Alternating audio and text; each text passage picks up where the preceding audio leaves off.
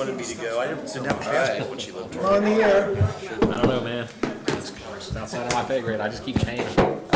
Good evening, everyone. I'd like to call to order the continuation of the special meeting for the January 13th selection of city attorney. And after that, we will have a continuation of our regular meeting, our January 6th meeting. Would you all rise for the Pledge of Allegiance?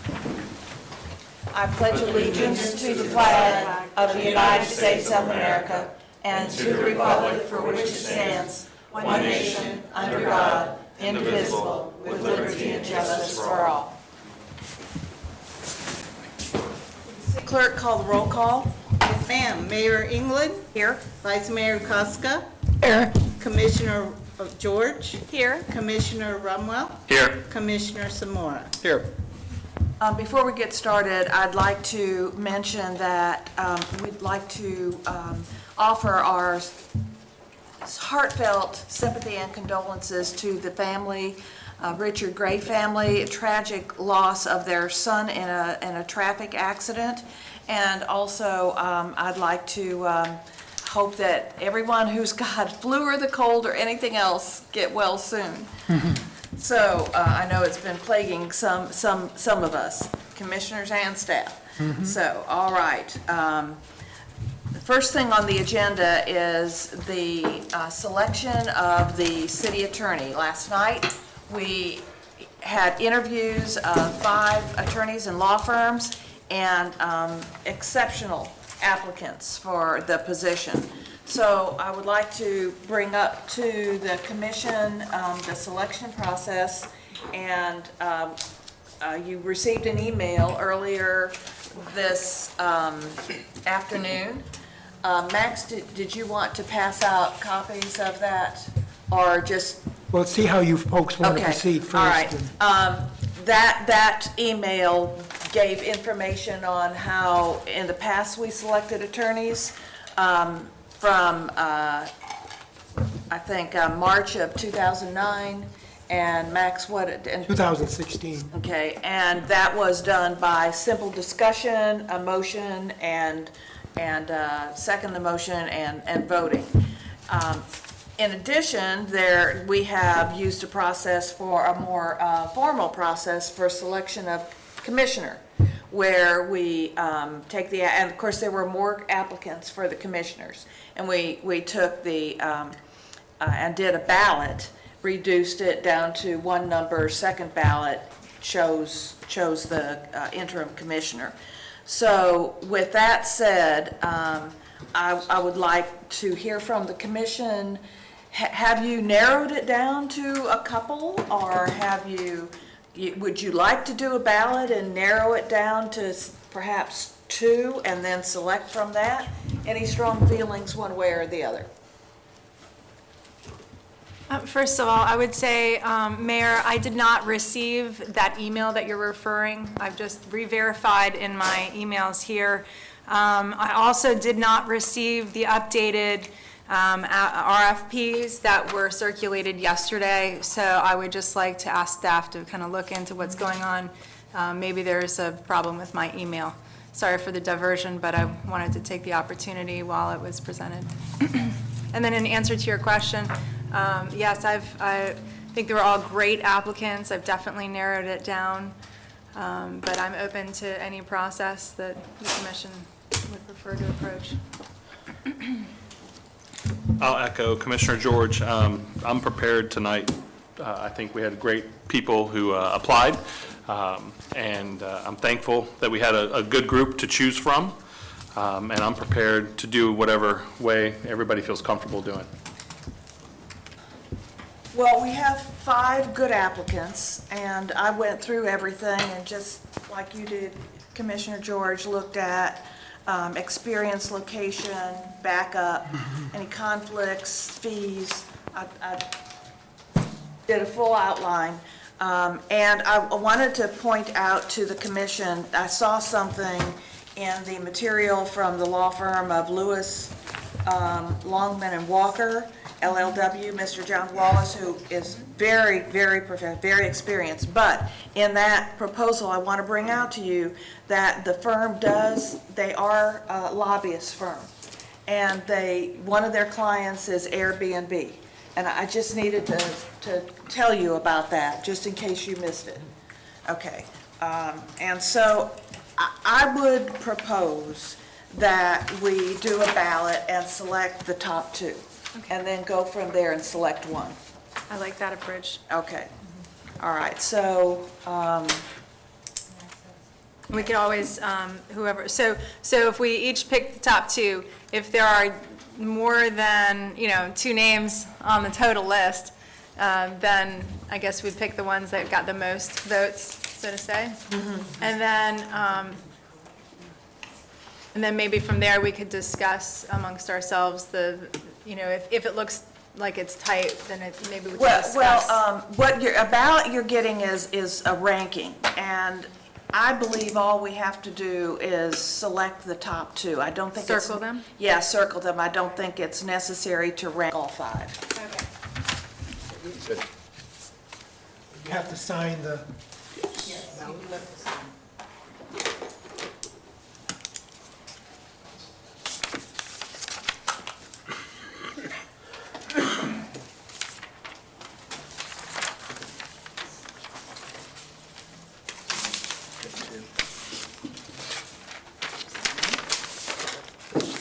Done good.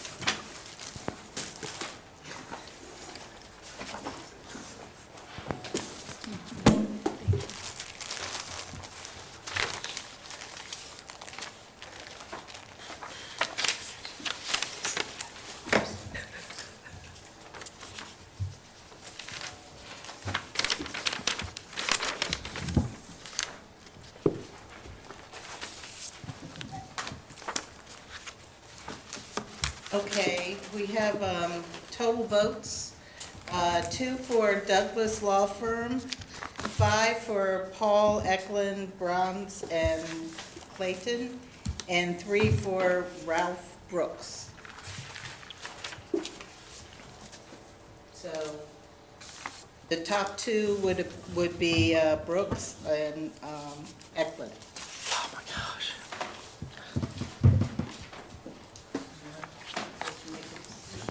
Okay.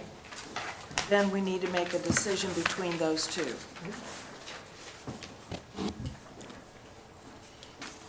we do it by Ballot. ballot again?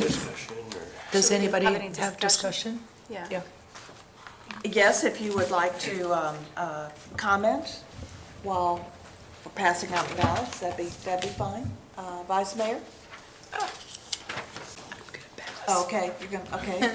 Mayor George, Commissioner George? Well, I don't know that I need to comment. I was just making sure if anybody wanted to. It's a tough one. I mean, there are benefits to both. The one firm, I like that they have a higher number of attorneys, and they have extremely,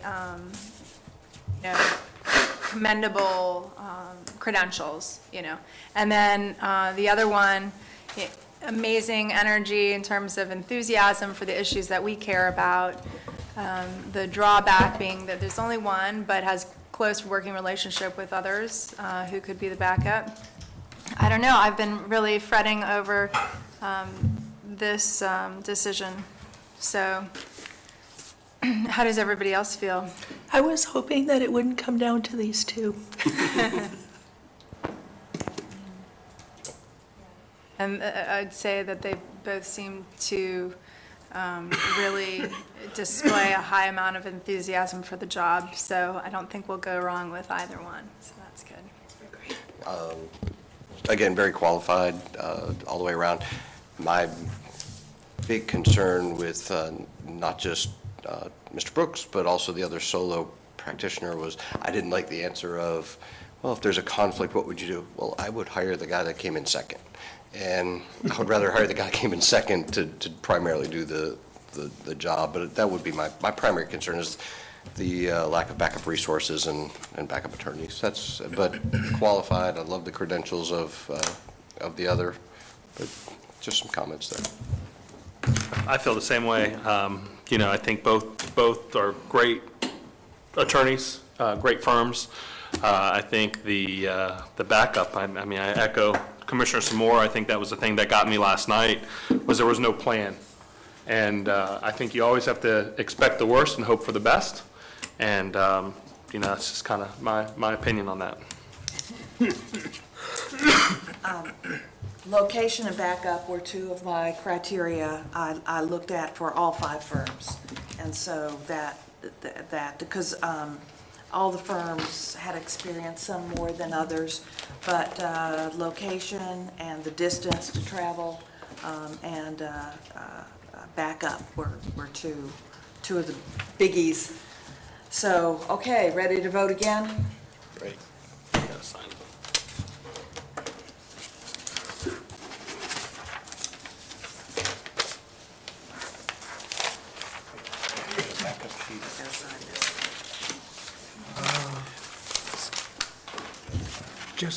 I'm sorry, I don't have a backup sheet.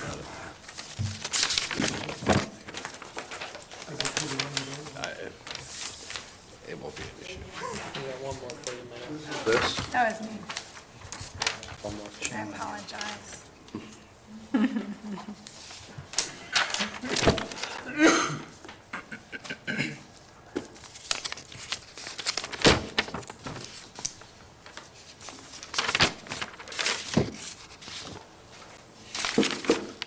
Didn't take a lot more signatures than me. Okay, it's unanimous. Mr. Eklund. Okay. Congratulations to Mr. Groot and Mr. Eklund.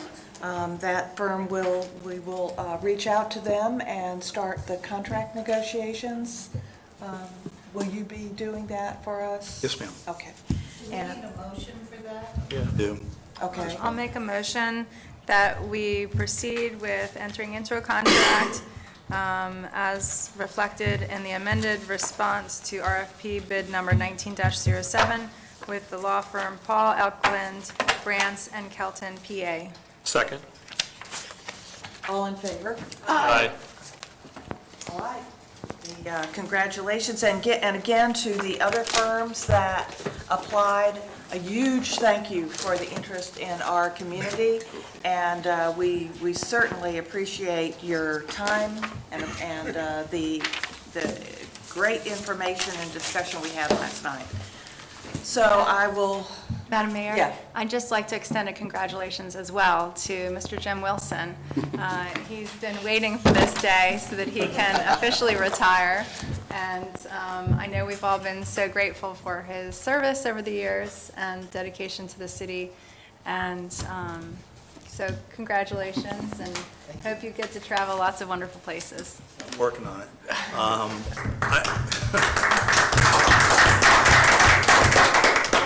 Just for your information, I looked into it more, and I remember now that I see Lonnie Groot. I don't recognize him by face, but I know the name from him being involved in a lot of things in the Municipal Attorneys Association. And he's been like one of the standout lawyers in the state, as far as I know, as far as doing that sort of thing. So I didn't tell any of you guys anything about what I knew about any of these people, really, but I want you to make your own decision. But he's done a very good job out there in the real world. He's spoken at some of the seminars and things, and he's a pretty good lawyer by reputation. So I don't know him personally, but his reputation is excellent. So you guys will forget about me quickly, because he's probably better than me, which is the way you want it to be. And Jim, though, you do have a planning and zoning board meeting next I week. have a planning and zoning board meeting. I have a Not off the payroll I have yet. a CDP meeting, I have I think a code enforcement board meeting this month too, and I have contract negotiations to do. So, and if I need anything else for the agenda for next month, let me know. So, that's that. well, thank you so much. Thank you. Hear, hear. Thank you for Very good. having me. It's been fun. All right. Seriously, you've been a great commission to work with. And from the first commission I came to work with here a few years ago, it's almost 4 years now, to today, it's always been, personally, my relationship with all of you guys has been terrific. I can't ask for a better relationship with commissioners, ever. So you don't always agree with each other, but I've never had trouble with anybody on this commission, past or present. So it's been fun working here. I can't say that at every place. That's great. So it's been my easiest job ever. Maybe not in the number of hours you put in. No, but as far as More than the you anticipated. stress of the job has been minimal here. My blood pressure's been fine the whole time. It's not always been the case. Very good. All right, so we will now continue the regular meeting from January 6, 2020, and we will start with item number 6. We have very few public, those who may want to be public speakers, but just a reminder, if you do wish to speak, fill out a speaker card on an agenda item.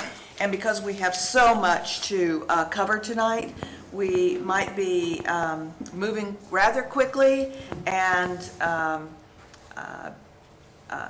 keeping it to 2 minutes on agenda items on public speaking. Okay, so item number 6, ordinance 20-01, the restricted mobility devices. And I think Mr. Wilson, this one is yours? One of our last meetings, you asked that I put together some sort of an ordinance that would prohibit the shared mobility devices, the ones that would be left all over the sidewalk, something to prevent them from being operated in the city. And this is what I've done, but the problem with doing that, you have to define a whole bunch of other things too, and regulate what you want to allow on sidewalks and what you don't. And what I've essentially done here, we're going to prohibit the operation of that type of business, but we can't prohibit the use of those type of vehicles on the street. Electric scooters are becoming fairly common, whether the shared mobility kind or just the personally owned kind, are becoming a pretty common device out on the street, as are electric rental bicycles and things like that. So what I did here was try to keep the shared mobility devices off the sidewalk, which was one of your main concerns with those things screaming down the sidewalk. They're allowed to be operated here as far as riding them, driving them, but the business of operating them will not be allowed here. I understand there's already people renting these things from bicycle shops near the city limits, so to try to send the police chasing after these people doesn't make a lot of sense. So what we're doing here is to try to keep those off the sidewalks, allow bicycles and other things to remain on the sidewalks, and the segways are regulated by state law to some degree. So those lobbyists got to the state before anybody knew what a Segway was, which was interesting. And so this, I would suggest you put this, and the pages got sort of scrambled up in my written agenda, but that wasn't the way I submitted it, I don't think. I hope not anyway. So it's got renumbered or unnumbered somehow. So let me make sure we have the right ordinance in the right order. I think the one I emailed was probably the right order, but somehow, given the problem that you have sometimes with copying machines, they spit out pages or skip pages sometimes and reorder them. So that may have been what happened here, as near as I can tell. In any event, what I would suggest here is that we go ahead and pass this on for first reading and allow it to be brought up for public hearing at the next meeting and allow the public input into it. I didn't figure there'd be many people here to speak on this subject today, but this gives you some regulations regarding bicycles and operation on sidewalks and prevents things, and it gives you the ability to move things around if you want to later on. But initially, this took care of the shared mobility business anyway for now, and that was my intent. So if you want me to go ahead and read it by title only, and you guys can ask any questions you have at that point. Ordinance number 20-01, an ordinance of the City of St. Augustine Beach, Florida, creating Article 4 of Chapter 19 of the Code of the City of St. Augustine Beach, providing definitions, restricting certain vehicles in certain areas and sidewalks of the city, providing regulations related to the city's public providing penalties, I skipped a comma there, sorry about that. Providing for inclusion in the code of the city of St. Augustine Beach, providing for repeal of conflicting ordinances, providing for severance of invalid provisions, and providing for an effective date. Make sure when you advertise, you put that comment in there, Beverly. There are also, when, on the second reading, we also need to do a search for, there's a couple of places where beach is missing from the city name, St. Augustine Beach, just a couple of places on page 3. I think on page 7.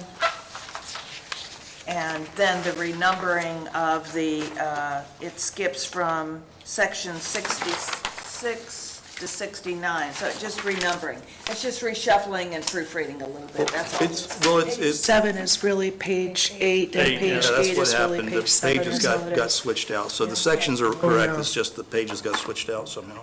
Okay. All right, discussion.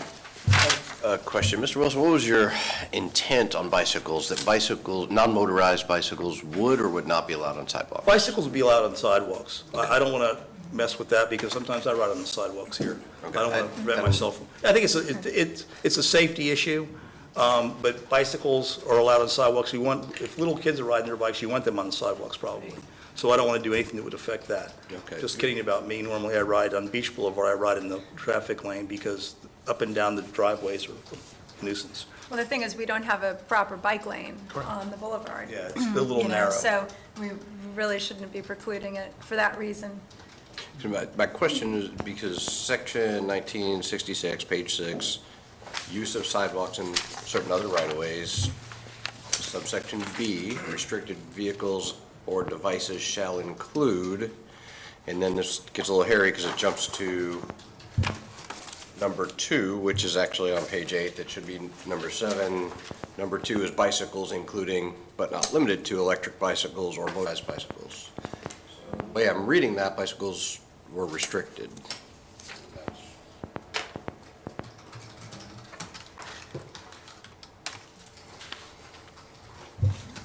So if we're just excluding electric bicycles, then we should eliminate everything up to where it says electric bicycles. Right.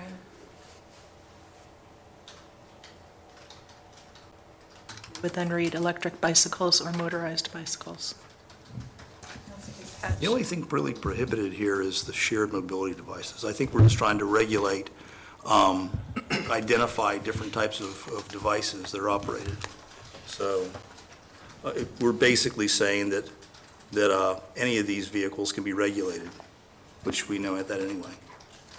So there's no prohibition for restricted vehicles from operating on the sidewalk? Nope, just prohibited vehicles.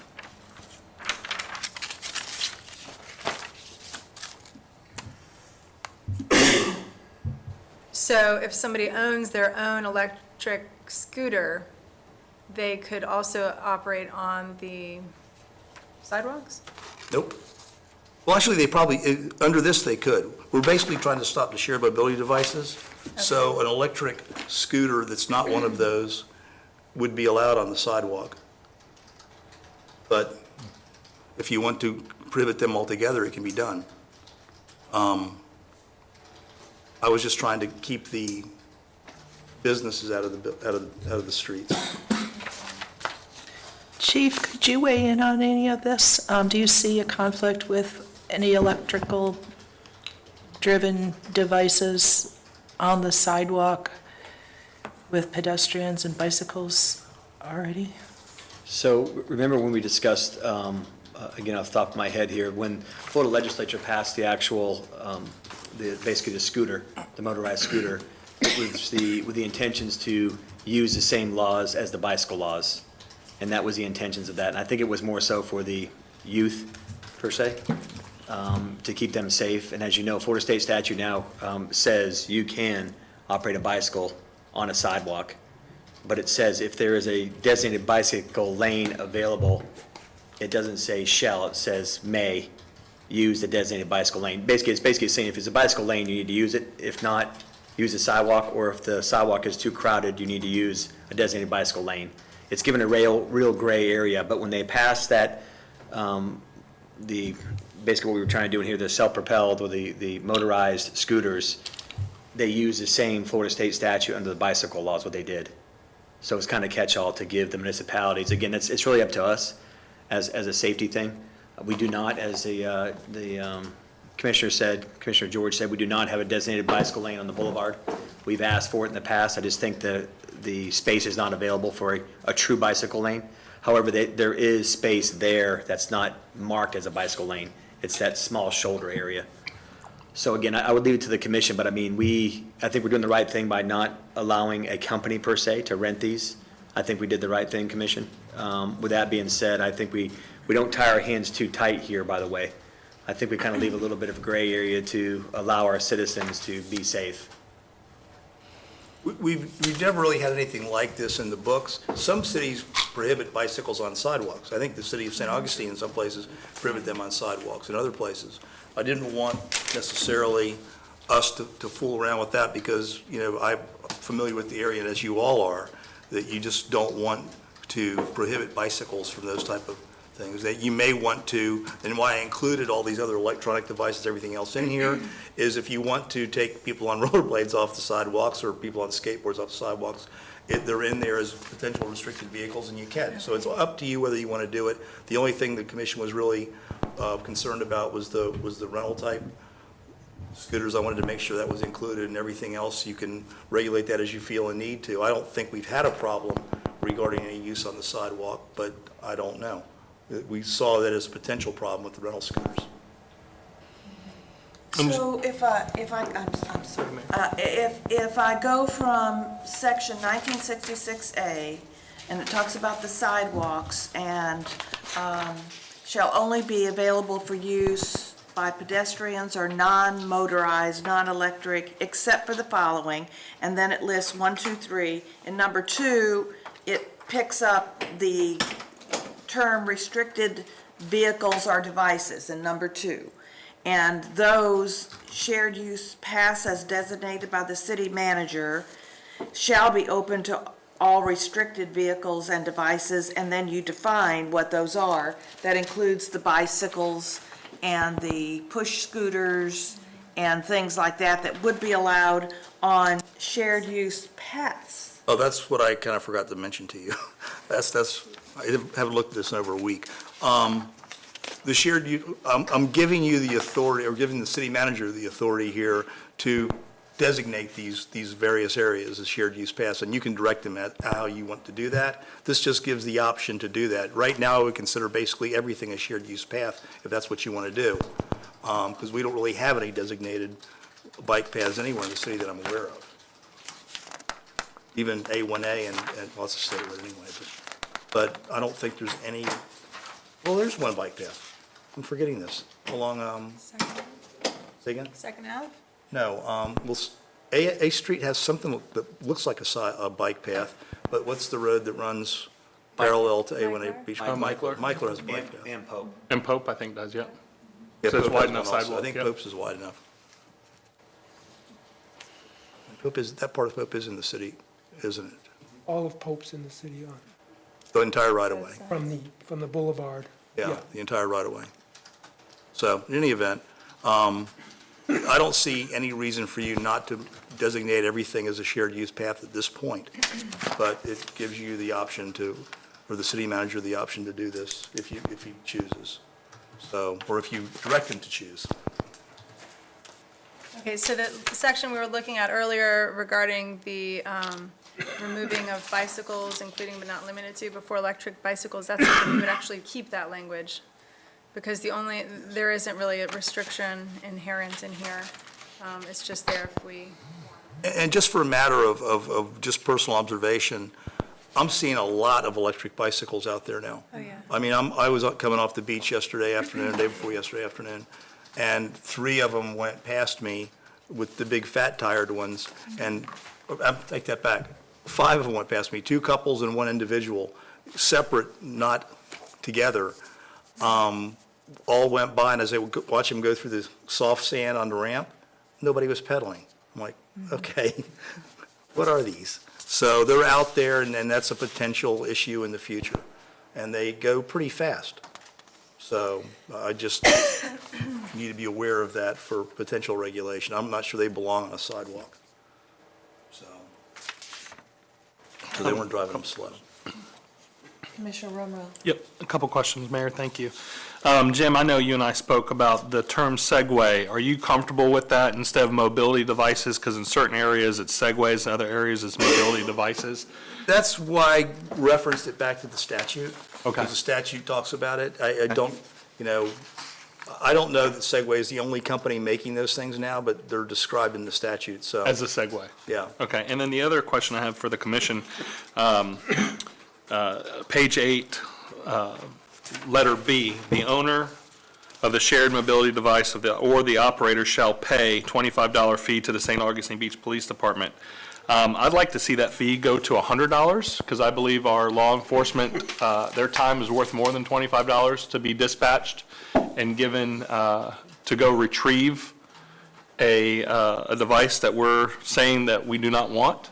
So How about we set that by resolution? Just remove the reference to the dollar amount? That's and fine. Have it I'm be a okay with fee that, too. that gets set by resolution like the other fees? that's fine, I'm okay with that. I just, when I saw it, I was like, I think they're worth more than that $25, and I think the quickest way to get people's attention is to hit them where it hurts. Commissioner, I think that maybe we should leave the number in there, otherwise we're going to have to create another resolution to add the fee into it. Oh, okay. So for this particular time, since we're not really doing any resolutions for fees or anything right now, we should just leave this in the code and then maybe take it out later when we adopt another resolution setting fees and charges. Because we'd have to now go out and create a resolution otherwise. Okay, now, should we maybe start out with the $25 fee and then make the second offense, the second time, increase it? I mean, whatever the commission likes, I just think it was worth more. Why don't we make it consistent with our parking fee? It's just some of the neighborhood kids sometimes will leave the bicycles at the end of the street by the beach walkover. And if a citizen who thinks they're doing a good deed by turning it in Right. to the police, not realizing that the owner was just coming back 5 minutes later, I don't know, I just kind of worry about the neighborhood kids having to come up with $100. The reason I put the shared mobility device thing in this particular section is my concern there is that even though they're not operating the businesses here, if somebody's riding one of those things around, then they get it someplace else where they are allowed, and they ride the thing and just drop it off thinking they can drop it wherever they feel like dropping it off at, they're going to get punished anyway. Somebody's going to get punished. So. Wait, now, does this only apply, this doesn't apply to bicycles then? Only shared No, mobility only shared devices. mobility Okay. devices. That's Okay. why I put that in there. It's I just a little extra hint that if somebody that rents it someplace else that thinks they can leave it on the street wherever they want to drop it, if it gets dropped, it's impounded. Okay, I understand fined. now. It's Okay. the owner of the device has to pay the fine, so whoever the business is, somewhere out there in the county or other city. Right. gets to pay. Chief, what do you think would be a reasonable fee for your office's time if a device is impounded? Would that kind of a device have to be hauled with special equipment, or, I mean, it wouldn't fit in the back of a cruiser, would it? No, ma'am, but for now, some of our SUVs have bicycle racks on them because they work bike patrol as well. And of course, we have that pickup truck, so our jurisdiction is small enough where they come back to the station or another officer grabs the marked pickup truck and grabs the device. So I think that's fair to start off with, and we can always change this down the road to see if this is a ongoing issue or problem. Well, I'm sorry, what amount do you think is fair? I think the original amount we came up with, 25, was something we actually got during our research during, when the presenters were presenting to different companies.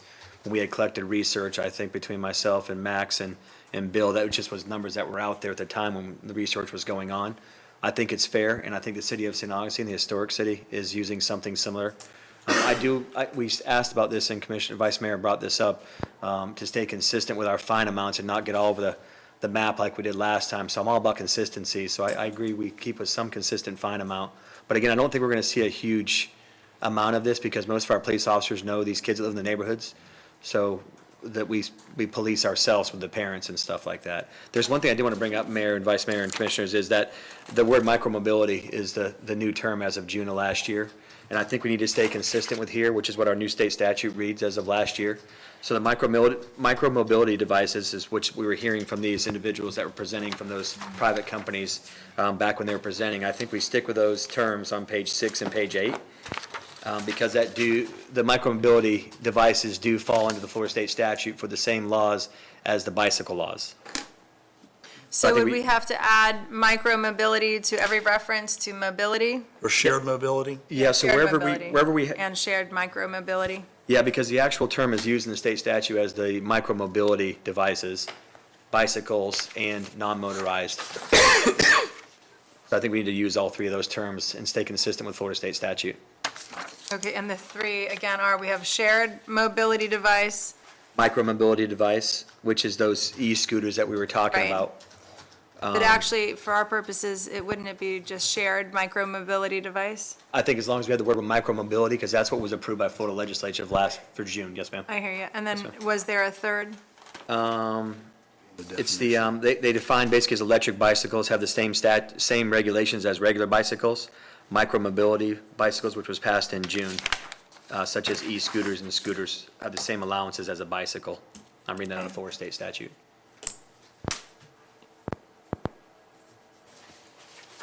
Okay, and so, Jim, would this just amend in our definition so that Yeah, it would we'll apply? change the definition and then just change it in the various sections where it's mentioned Okay. specifically. On page 6, under the definition of shared mobility device, it does indicate which may be colloquially known as a micro-mobility device. Oh, yeah. Yes, So ma'am, and I was, it is in there. yes, ma'am, I'm talking about, I'm down in 19-66, under A,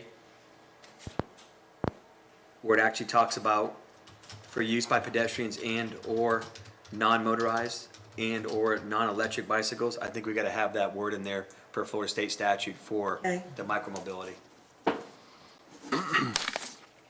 I believe it's, again, the same verbiage again, Mayor, is used on page 8, under, basically section 8, starts on page 7, and it goes into 2, 3, and 4. I believe, once again, we have to use that word micromobility in there somewhere, which we could actually add if our attorney wants to, under section 2, on the page, top of page 8, bicycles include but not limited to electric bicycles or motorized bicycles, to include micromobility devices, and I think we'll be covered. Again, consistent with Florida state statute as of June.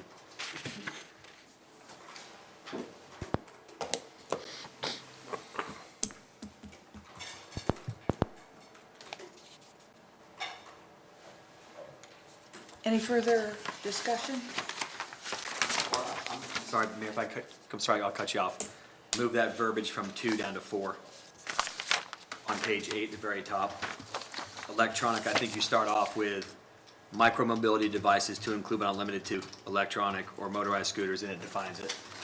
And then I think we're covered. Sorry.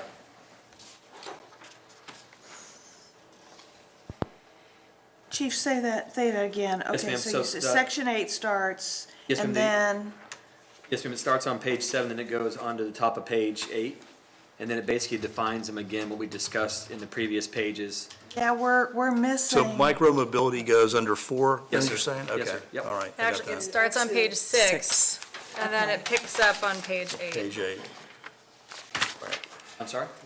It actually Yeah. starts on page 6 with the one electronic personal assistive mobility devices, and then on page 8, it picks up with 2 bicycles including, Page 8 is the real page 7. right, it just got misnumbered.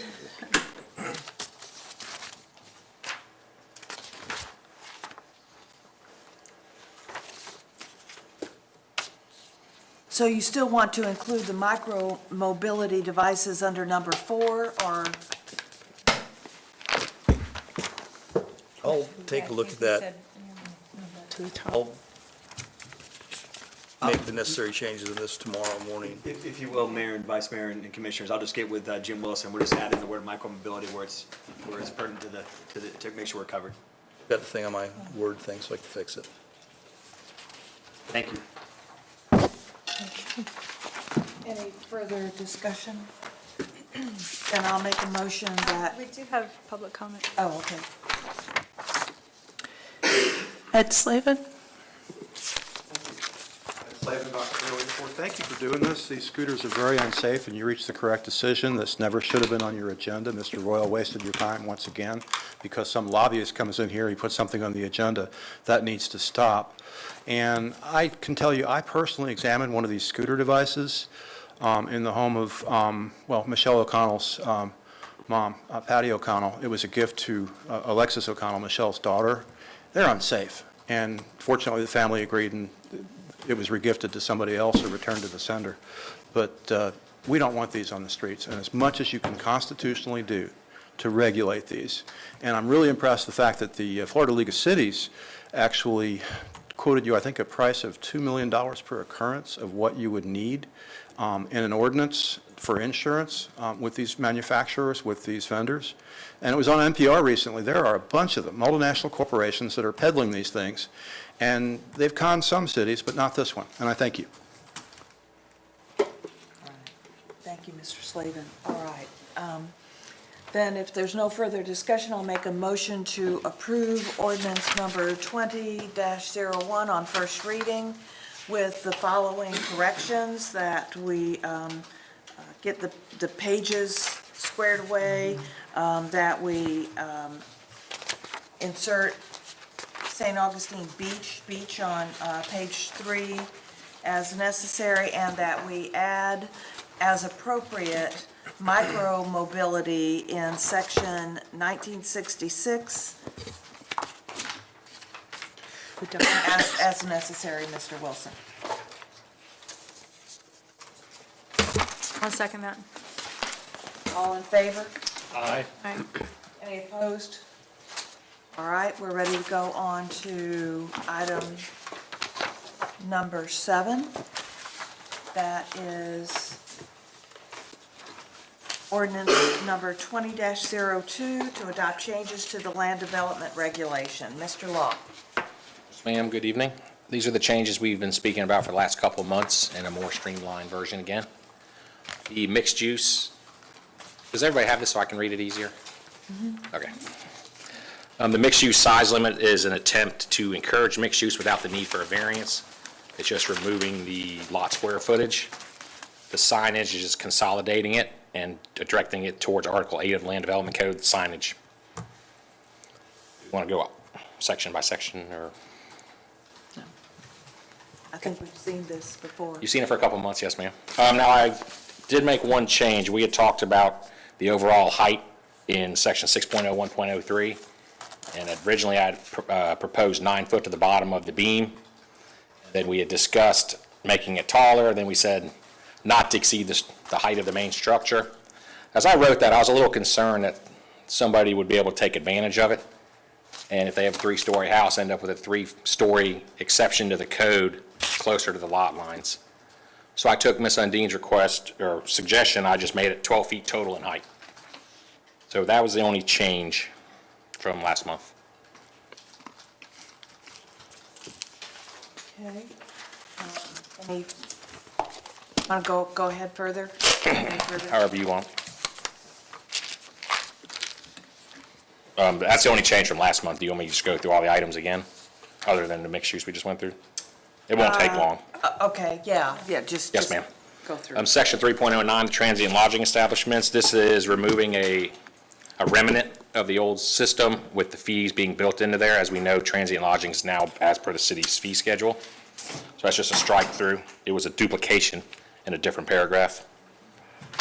Section 4.00.06, annual report, we're going to reserve that, as the city most likely didn't have the ability to create these sort of reports with this computer system. Now we can provide this information on a moment's notice.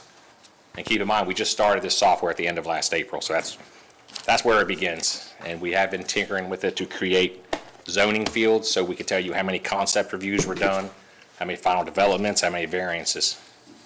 So that will be available to the commission as they need it. Section 5.01.03, this is regarding the city's tree and landscape fund.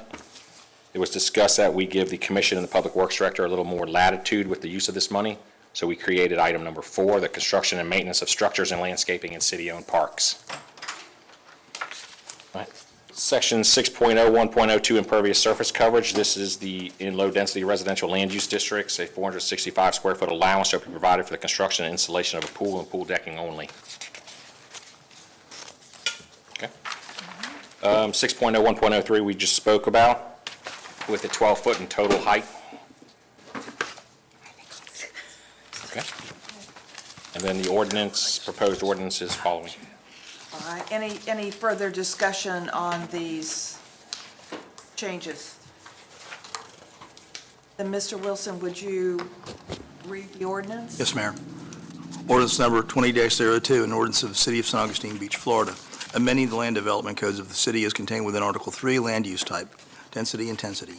Article 4, consistency and concurrency determinations. Article 5, resource protection.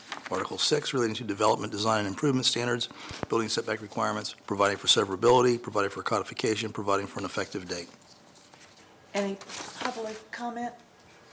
Not on this item. All right, then I'll make a motion, we approve ordinance number 20-02. Second? All in favor? Aye. Any opposed?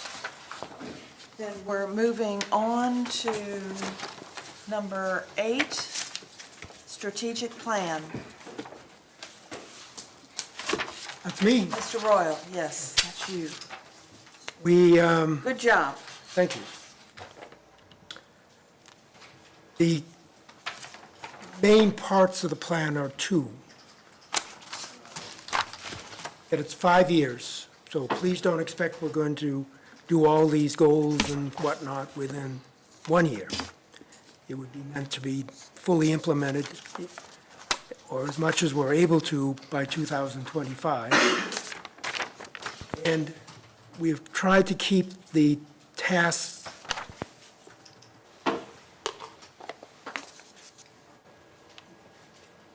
kind that we can do without having to hire consultants or additional staff or spend money. That, in other words, they're supposed to be within our abilities with existing staff to do over the next 5 years. The goals are, there's 1, 2, 3, 4, 5 goals. I end, though, with a 6th, which is called meeting challenges, which I simply list several points that are goals, I guess we could say, but they're things we ought to do anyway, each year, without having to be reminded. For example, the beach restoration, the sea level rise issue, providing competitive pay and benefits to the city employees, and the public transportation issue that will come up from time to time with the county and the city. So I think I'm asking you for your guidance as to what changes you may want to make to this proposal, additions or deletions, comments. So I'll give it back to you. If there are 5 goals, and I wouldn't have many more, I think 5 is a good number, then meeting challenges maybe should be section 5. Instead of goal number, Oh, I see what you mean, yes. Yeah, that could be Roman numeral 5. right.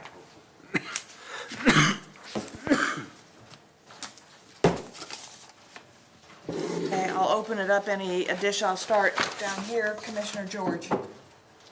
I think it's a good start. Not really many substantive changes I would make. It's just a hard thing to, we're not seeking to really prioritize at this point. It's just kind of adding to, and, am I correct on that? Well, these are the goals that I consider important for the city to consider on a 5-year plan.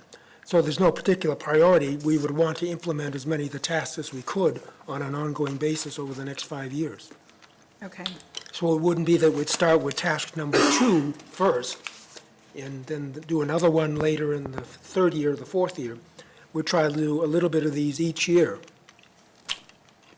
Right. I mean, I think it's good.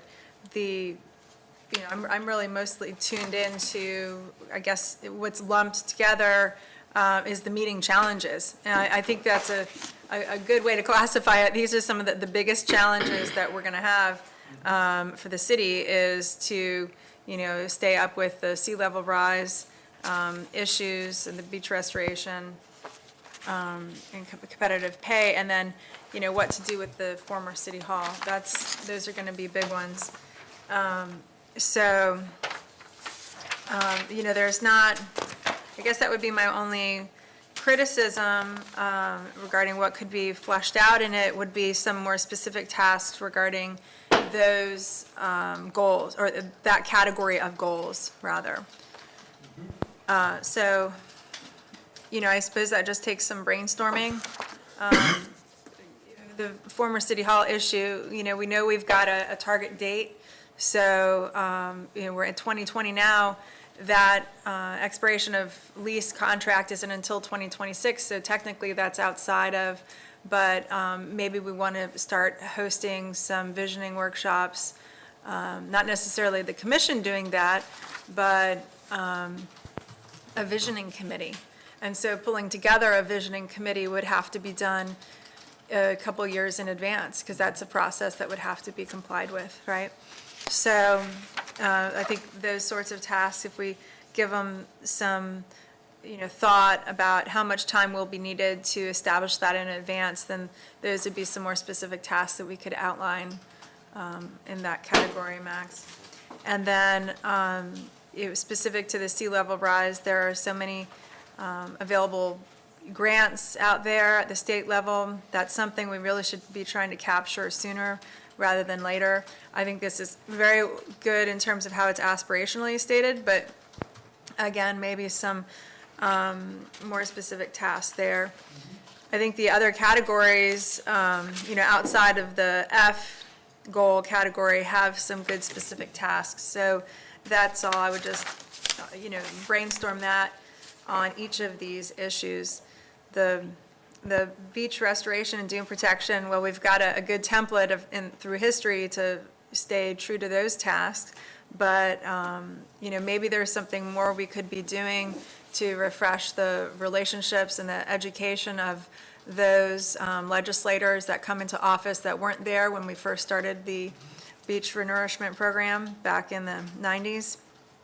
And then under labor, there's momentum building right now with the work that Patty is doing and you're doing with the outside consultants and who's getting us information about competitive pay. Yes. So, what are we going to do once we get that information? I suppose we could outline the specific tasks.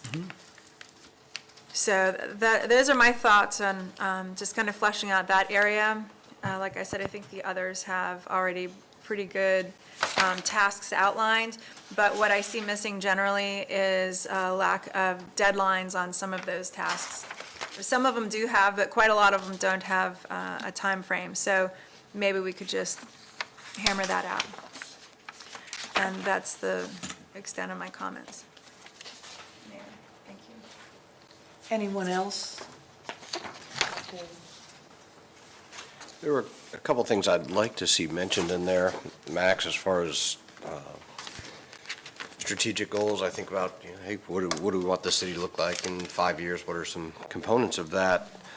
I'd like to see, and maybe it's best suited to go under infrastructure improvements. I'd like to see some mention of improved parking for visitors to the city. We spent a lot of time over the last couple of years talking about parking, some of the challenges there. But the problem still exists that we really need more parking for our visitors. I'd like, yes. Yes, that's a good point, because it's brought to my mind that a good part of these tasks and so forth will be related to the city's budget. We can't do parking improvements without money. So we would come to you from year to year with some ideas for where we could put improved parking. Appropriate the money, they could be accomplished, but if you didn't, then they wouldn't be accomplished. That's all. But a lot of this does hinge on money. Almost all of it hinges on money. Well, seeking ways to reduce expenditures, we might find ways we can do that without having to spend money.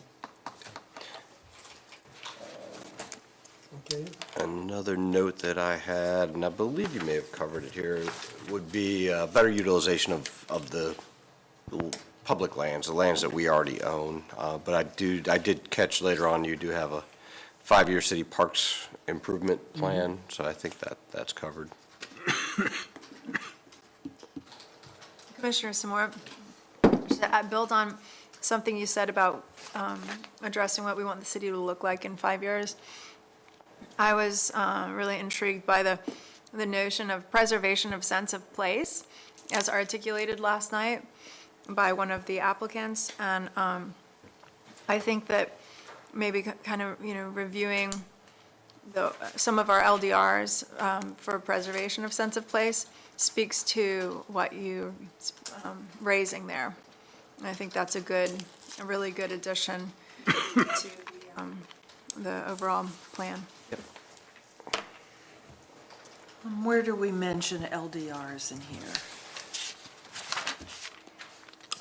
let's see.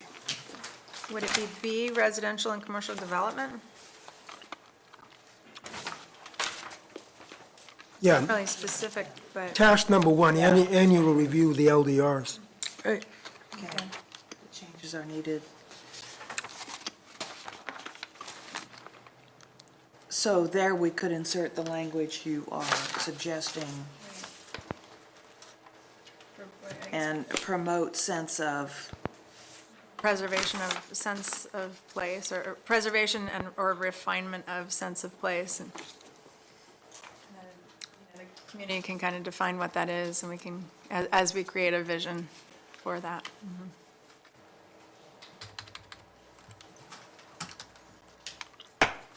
Mayor, I have a suggestion as well. I think in our task, I'd like to see somewhere in there joint meetings with the City of St. Augustine and St. Johns County Board of County Commissioners. And a lot of the things that we have to do with dune restoration, stuff like that, that's county. And so I think having a solid relationship with both the city and the county, I think will do us wonders. And I think we may be at a time where they may be open to that now. So I think Okay. while we have an opportunity, I'd like to see some joint meetings between the boards. would you say that comes under transparent communications with residents, property owners, other agencies? Yeah, I mean, they are city services, because you have maintained the police department accreditation. But it's that communication, like the I agree. networking with the Yep. county sheriff's office, the networking with the county and the That's fine. city of St. Augustine. It's critical. So I think that would be a place we could insert, at least to try to have a meeting with them. And it's been difficult. Sure. Sure. Well, maybe things have changed a little, so let's see if we can get that done in the next 5 years. What else? That was the only, Commissioner Samora hit a couple with me with the parking and what do we want St. Augustine Beach to look like? Where do we want to start, or where do we want to stop? And Vice Mayor, anything? Everything has been covered. Okay. All right. Max, if you'll just start, There is public comment. okay. Mr. Ed Slavin? Ed Slavin, Box 3084, cleanupcity.blogspot.com. Thank you for the discussion of intergovernmental relations. Mr. Wanchek stiffed Mr. Royal, and Mr. Royal always takes no for an answer. And thankfully, we ran off Mr. Wanchek. It's a new year. Let's do this. And as far as joint meeting goes, need to have both commissions at the same time, all three, both cities and the county. And I would suggest do it on stage at Flagler College Auditorium and have it be open to the public and make it to where people can comment and have a meaningful dialogue. That means more than 2 minutes. This 2-minute stuff is for the birds. You need a whistleblower policy, and I asked this commission's predecessor back in 2007 timeframe to adopt a whistleblower policy, and the vote of this board at that time was unanimously not to have one. And when you read Cindy Walker's resignation letter and the associated correspondence, we know why Mr. Royal doesn't want a whistleblower policy. Cindy Walker was consistently underpaid, both denied overtime and denied expenses. And I'm going to suggest when you get to that item that you write her a check and an apology. You owe her back pay under the Federal Labor Standards Act. Also, National Park and Seashore. When we talk about the future and the vision, if we unite 130,000 acres of current government-owned land in 2 counties, Flagler and St. Johns County, it's bigger than Cape Cod National Seashore. It's bigger than all of this. It's bigger than all these local jurisdictions. Let's get moving with that. And let's not let cognitive misers or retaliators or people who don't know what they're doing run the city any longer. I mean, he needs to go. But anyway, I thank you for your very thorough discussion and putting this on the agenda. I just wish that I had more than 2 minutes. And in the immortal words of the American patriot Nathan Hale, I only regret that I have but one life to give for my country, and I only have 5 more seconds, but it's time for Max Royal to go. Thank you.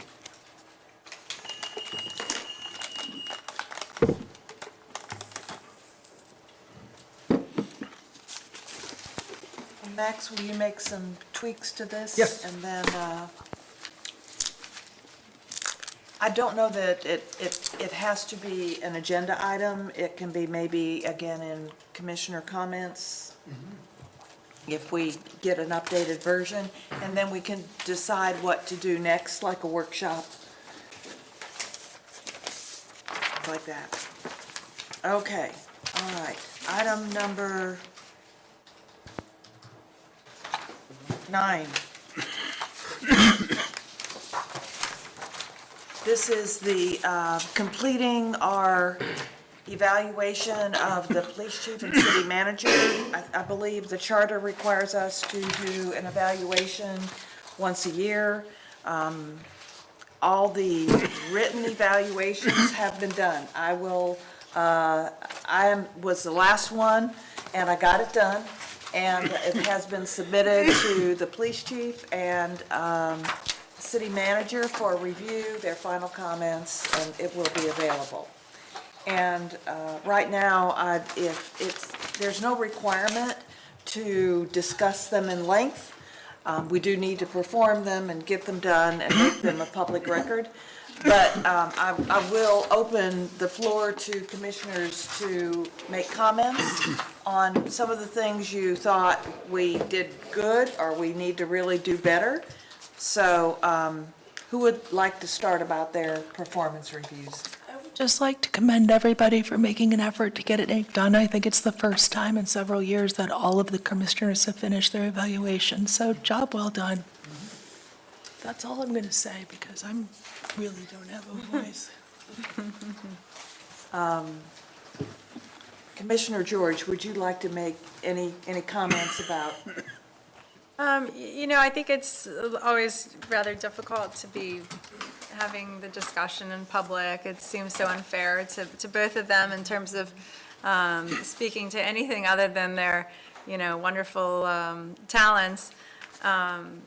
So there've been a couple of things I've been trying to, that I know, rather, let me put it this way, that I know Max has been working on over the years, and he's very attentive to those things, and, working on some of those areas, and, the chief over here started out with a whole lot of improvement to go with the department, and just really rose to the occasion, and is still always, every year, impressing me. So they're both doing a good job, and they deserve to have the written report so that it can reflect those things. And, I'll just kind of keep them general at that level, I think is fine, but I've got my report for further details. So unless there's something specific you want to discuss in my report, or either one of them, I'd be happy to discuss it. Commissioner Rosenwell, anything? you'd No, like to- being the newest member of the commission, mine was based on just the few months that I was here, and I will let my evaluation speak for itself. Okay, Commissioner Samora. I don't envy either of the gentlemen that have to answer to 5 different bosses with 5 different sets of expectations. I do believe that we owe it to them to do this every year. And I would just say maybe we can have a brief discussion about when we expect to do these or when these should be expected to be turned in for this year. So that it's not something that, I guess, just think about it now so we can Okay. have it. Well, if it's supposed to be an annual review, so then we'd start reminding commissioners to start putting them together in December with maybe a deadline in end of January. That was kind of the corporate world that I lived in for many, many years. There was definitely a deadline that, Right, but our fiscal year actually ends in September, right? So maybe it would be prudent to, just alter that a little bit. I don't know if that's what you were getting at. Yeah, I think the way well, first of all, they do clearly take time to set up 5 different, really 10 different meetings, right? So it takes a while to get it done. We're trying to get into their schedules, and they're trying to get into our schedules. I like having it after the end of the fiscal year, so you can review that, and then, here we are in January, where they're finally done. So maybe if we kind of set the same paradigm where we can begin them sometime in October, and let's have them ready for the end of the year, first of the Okay. year, that type of thing. sounds good? Yeah. That sounds good, so we can shoot for that? Just to amend to that discussion, I think that our kind of goal at some point was to get them done prior to the budget cycle, so, there would be a connection between any pay consideration and the performance evaluation. Of course, Max is kind of maxed out, so to say. Live up to my name. You do. With, as far as the pay goes, at least from one perspective it is, right? So I just, should we get back to that? Should we be trying to link them, or make a decision more ad hoc on the pay and then keep the performance evaluations separate? I'm not, to me, it's more important to evaluate the overall performance in hitting the budget as a whole and how it stacks up and how they come through with presenting a budget for the coming year. The actual increases that are really up for debate doesn't affect the budget much, very little. So it has very little effect. So I'm not sure what the concern was with bringing it, having these done prior to budgeting, if that was So it. that it's more reflective, so that whether or not there is a pay raise is reflective of performance, as opposed to the feeling in the room on the day that budget is being set. And so it has some substantive gauge behind it.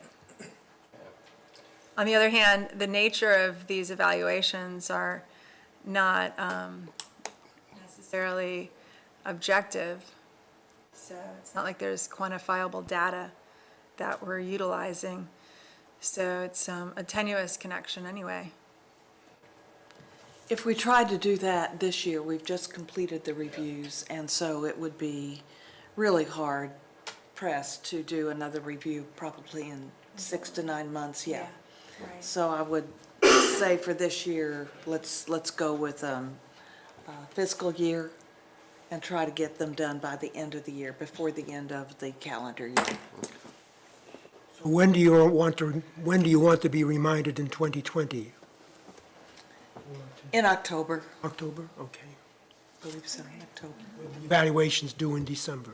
Yes. The one thing that I would like to recommend we do is the joint meeting with planning and zoning. and ask that the city manager schedule that during the first quarter of 2020. As soon as you can. Any objection to that? No, I support that fully.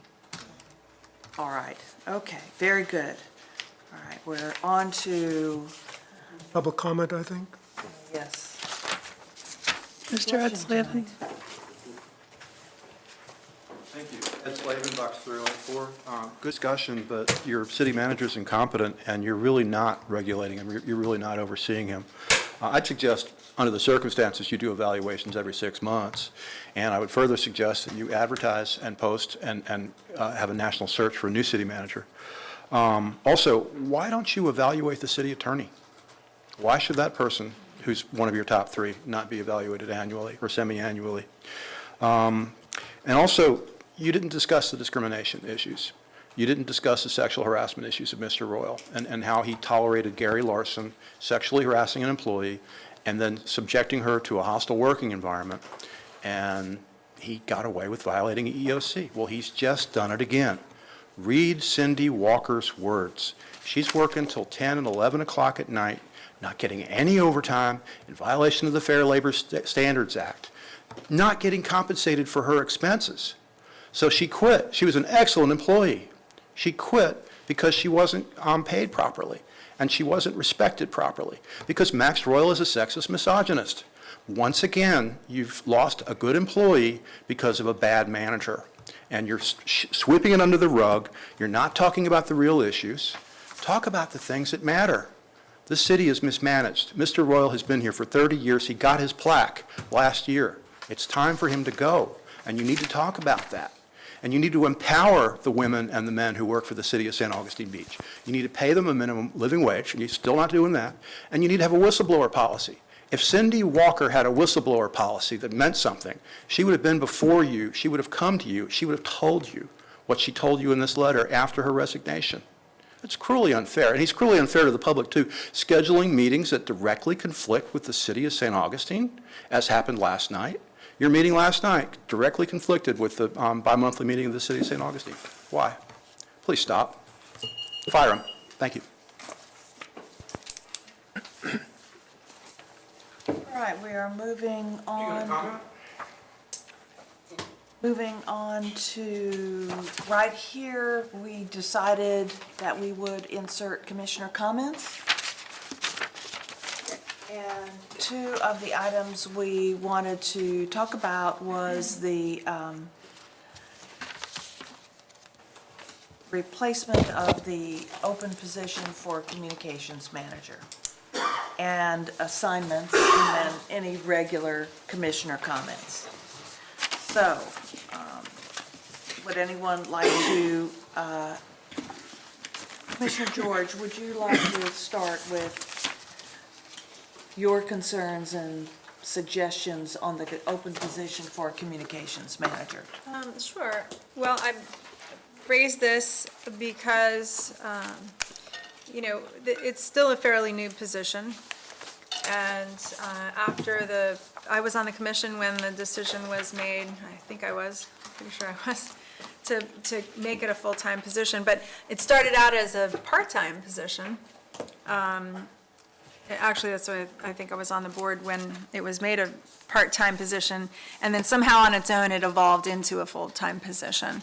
And after we had voted to create the position in the first place, I had been approached by various people from either the city of St. Augustine or the county or the just general public who suggested, well, rather than having the overhead expense of a position in-house, that, there were other avenues that could have been better explored, such as contracting with an employee of another agency to fill in when we needed some support on the special events in particular.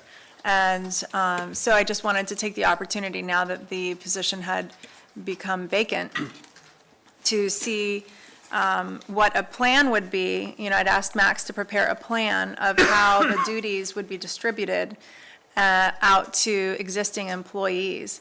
And I don't know that we've received that, but we did receive an inquiry from a third party who was interested in contractually fulfilling the oversight of the special events.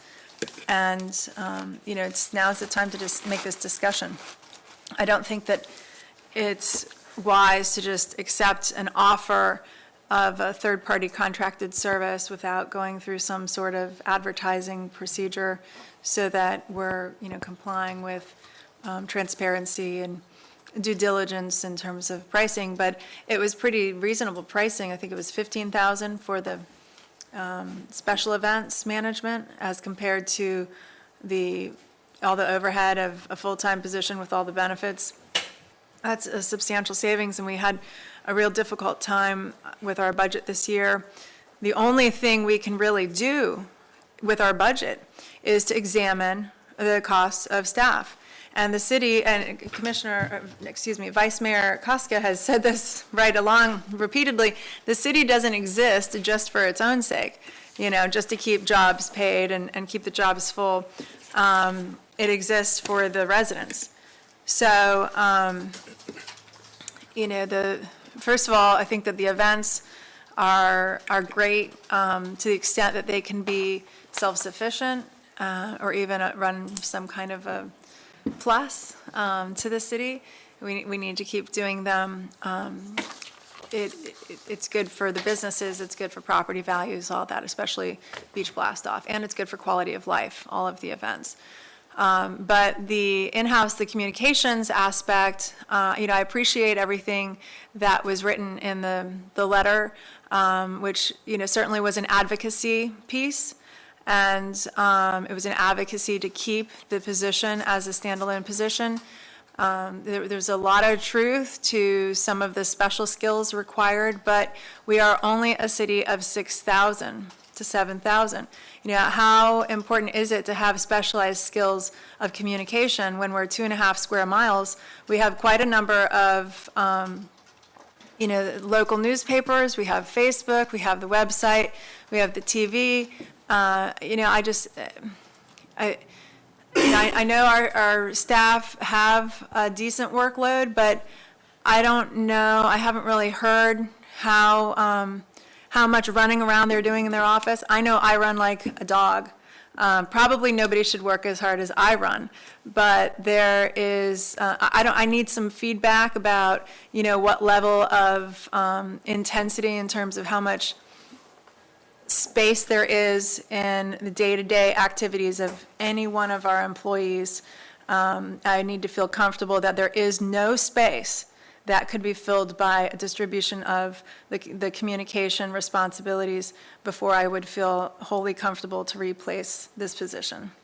And I did not get that plan of distribution of duties, so that's something that I think still needs to be considered. And maybe there's no support for my perspective, in which case, Max, don't waste your time doing it. But if there is consensus from all of us, then, we could review a proposal of how could those job duties be met.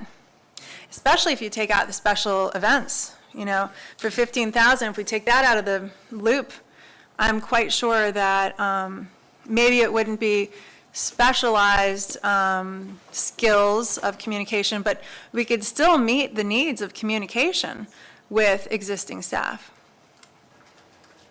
So that's why I brought it up, Mayor.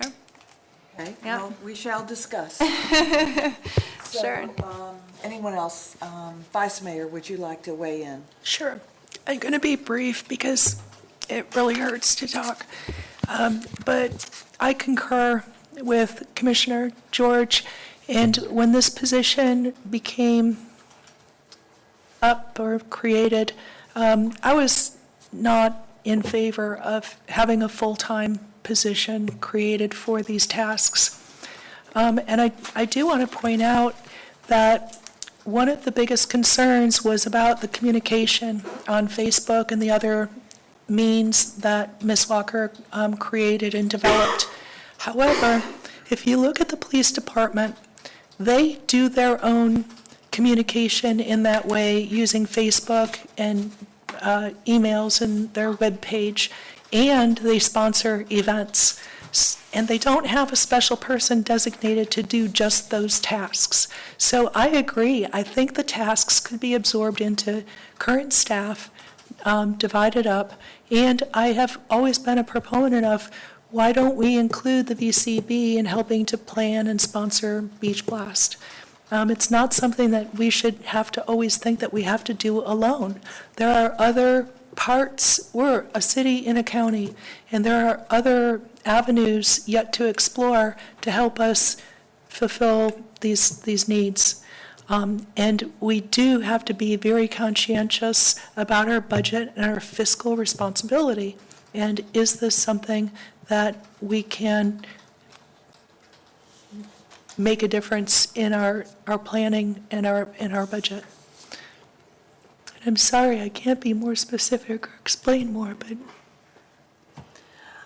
I did anticipate that there might be a comparison to what the police department does, and the chief does have two full-time employees that do the, divide that up and do the in-house social media, and they do their own event planning. They do have some help with, just like you suggested, help from the VCB, they do have some help from the county on their events. And so I don't know the other workload, level of workload for their administrative assistants and how they share it, but they're very successful. And the importance of the social media, just as we know, the number of likes on Facebook, how important it is to make sure that we have the ability to get the information out there and get it out there in a factual manner to our residents is very important. I remember that when this came up, I had attended Florida League of Cities meeting, and that was when I attended a lecture on social media and the importance, and it has made a huge difference to our city to get the minutes out and the newsletter out in a very timely manner. So that's very important. Not to say that we can't outsource it, but that part of what we do to inform our residents of what's going on with factual information, transparent information is very, very important. The events, I do recognize that perhaps the events and management of volunteers and working on getting support might be able to be outsourced, and we should talk about that. But the level of work that has been done and the information that, the job description and the information that was in Cindy's letter with regard to some of the things that came up, it's very unfortunate that those weren't brought. She didn't speak up more. I did talk to her manager, and some of these things weren't voiced until afterwards. So I think there was a pure culmination, a perfect storm that caused her resignation. It's very unfortunate, but I think some of the things in her letter can be addressed, will be addressed. And but the importance of our social media, I just can't stress enough. And if necessary, we could explore events being outsourced, and it's kind of where I'm hitting on this. And Commissioner Samora, would you like to weigh in? Sure. Let's see, where to start? We're here, the commission is here, the city exists for the citizens, right? The good work, and I believe it is good work, that we do for the citizens takes place in this room. There's not a citizen in here, right? So how do they know what we're doing for them? Whatever happens in this room is only conveyed through headlines, through social media posts, through the 200 whatever characters it is on Twitter. They don't know what's going on. the broadening of the events coordinator position, which was a part-time position, into a communications director, I felt was very important to do. It was something that was in the strategic plan to improve communications, and I felt it was important to do that in a way that was uniform. It wasn't someone on staff that's going to pick up doing social media posts, and then somebody else is going to pick up putting videos together for events, and somebody else is going to pick up a very important part of what we do, which is press releases. Cindy did a phenomenal job of filling a void. We didn't have press releases prior to her coming on as the communications director, the creation of that position.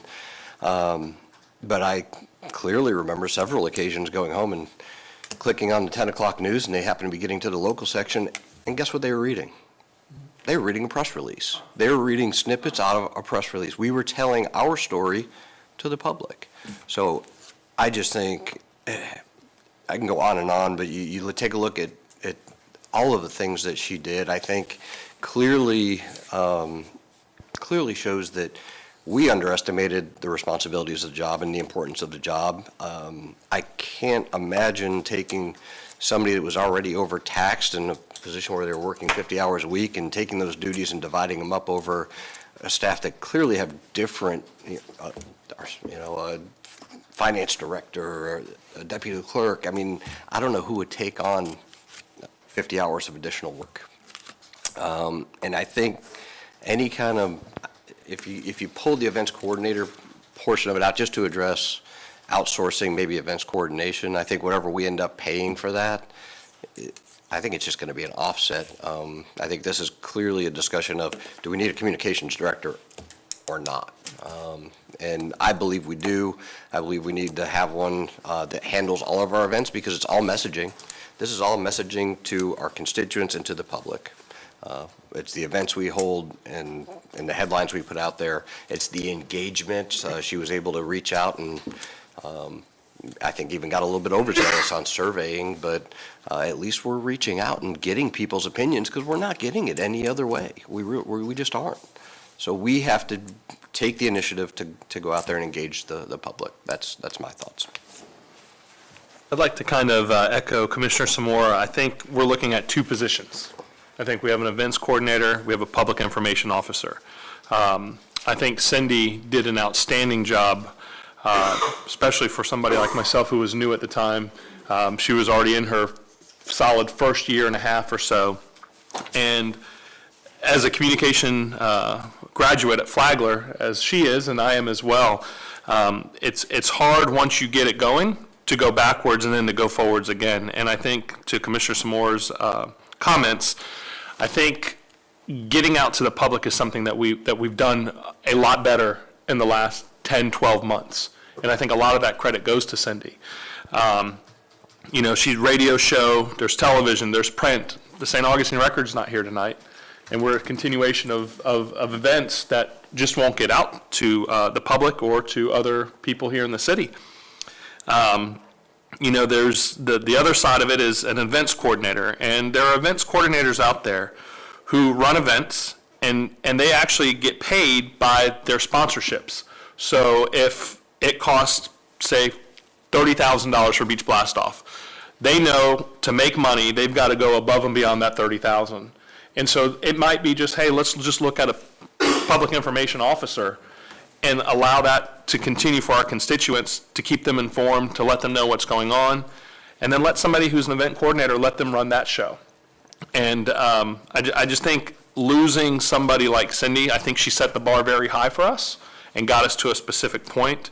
And I think it'd be detrimental to the city if we go backwards from where she has gotten us to. I'm not saying that we have to do events through that person, but on the communication side, I think she's done an excellent job.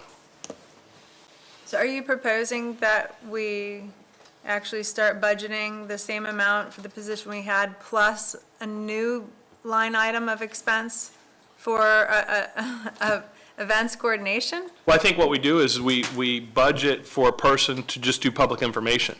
And whether that's somebody who's here part-time, who comes to the commission meetings, writes the reports, kind of as an as-needed type thing. And then for an events coordinator, I'm not opposed to discussing with the firm and let that be outsourced. Let that be a city-sponsored event, but not the city put on the event. Because I've always felt that there's a little bit of a conflict of interest for the city asking businesses for money.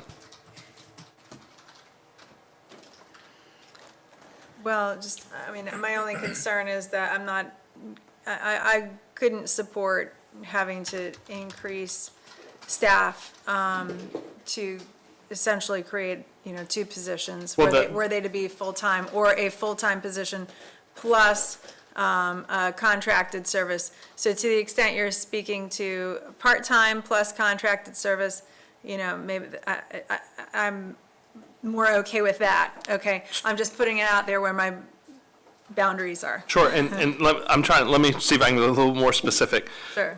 We need a public information officer. At how many hours that is, I think we need to get a task list of what Cindy did as a public information officer. I think a lot of her additional hours was planning for Beach Blast Off. And so what I'd like to see is if the commission, obviously we agree to it, is put out an RFP for an events coordinator that is totally not paid by the city, but whatever monies they raise, they pay themselves out of that to put on the event. So that's not an expense to the residents. The public information officer, I feel, should be a staff member of the city, like they do in the city of St. Augustine. Commissioner, to get really practical, is that if you create, even if it's a part-time position for communications manager, I fear that it will be 30 hours and that we'll have to pay benefits anyway. And if you're having to pay benefits anyway, then might as well make it one job. That is public information officer and events coordinator, so that it is one position, one set of benefits. I think the cost of splitting it would be more than we could bear. Open for discussion on that, but I would just like to add a couple of things. I don't think that any of us expressed that we're asking one employee to do all of the tasks that Cindy Walker did. If you split those tasks up, I don't see why it would be a problem. The reason she set the bar so high is because we had very poor communication coming out of the city. So she started with nothing, and yes, she created something, but now that it's created, I don't think it's going to take very much to maintain. And communication specialist or writing press releases, Max writes an article for the St. Augustine Beach Journal, is it once a month? He is great at writing press releases. How long could that possibly take? He's at every meeting also. Cindy Walker, I don't believe, was at every meeting, although, and I'm not discounting any of the things that she did. She definitely established a routine and a setup for us, but I just don't believe that we need a full-time employee to do these things. I wasn't in support of it when we hired her, and if we don't have staff that can pick up these tasks, then is that a staff development problem, or is that a lack of having somebody able to do it? So maybe we just need additional training for our staff in social media, as opposed to hiring a new position with benefits. We are tasked with being fiscally responsible to our citizens. And I understand how important communication is. And like Mayor England said, it is very important that we are sending the correct message and the accurate message out to our citizens. And we can do that through Facebook and through the webpage if we keep them up to date. I do it for my own business. It's not a very time-consuming job once you have established the platform. Like I said before, the police department does it. As Mayor England said, those tasks are divided between 2 employees. That's not all they do. Those are just additional things that they do. Even though Commissioner George has asked Max, and during the budget process, our staff came and they had lots of requests. They backed off. Our staff is loyal and responsive, and I have not heard one thing about our staff being able to take on those additional duties in any fashion, one way at all. I've not heard a thing in talking to the city manager and the staff. And I know that they would normally take on anything they could to help. I've heard nothing on this. And so I'm still convinced, along with Commissioner Samora and Commissioner Rumwell, that we do need someone to do this. I just don't know how to parcel it out, because our city manager is not coming to us with a way to do it. And how do you force that when your city manager has, and the staff has not said, well, oh yeah, I'll be glad to do it? Well, he hasn't said that it's not possible either. So I can't take ignoring the request for the information as proof that it's impossible under the circumstances that we currently have. We haven't And I requested do he have, investigate it. concerns about that. This is part of the discussion. We haven't even asked him to investigate it. I think he has. I have. We have in the finance department two people. One who's under training at this point. She's learning the job. If our finance director gets sick during the payroll time, I don't know what we're going to do. Because the finance director is the one who can do payroll. The trainee cannot do payroll. In time, she will be able to do it. We have two people in the city clerk's office, the deputy and Beverly. Beverly spent most of the day doing minutes, past meetings. She does a lot of that. She does HR, she does purchasing, she does numerous other things. I'm sorry? Risk management. I'm sorry, risk management, as well as requests that I have. I'm not going to ask the building department to do social media stuff, because they've got their own workload to contend with. And Public Works has one secretary. The rest of the workforce in Public Works, other than the director, is out in the field doing trash pickup and road maintenance and all those kinds of chores.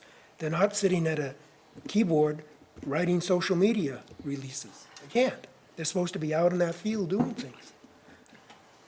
I've talked with the staff about dividing up things. Dariana, the clerk, can help us out on an interim basis to keep at least the monthly newsletter.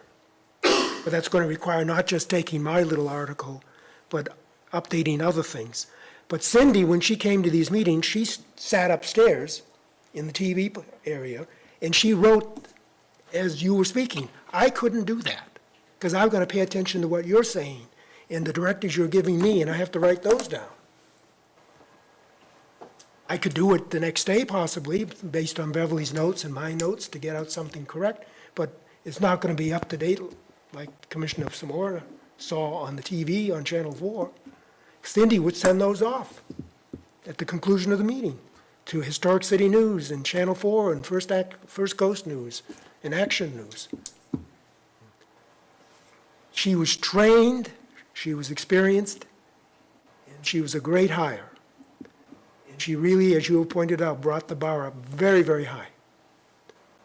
And I don't know that dividing, Dariana do a piece of this, and I'll do a piece of that, and maybe Beverly will do a piece over here. I don't know that's going to get a consistent, classy, polished message out in a timely way. And we're not a cheap, poor city. 2.5 square miles of this real estate in the St. Augustine Beach that's privately owned is assessed at $1.3 billion. That, to me, is astounding. This small area has an assessed value of real estate so high.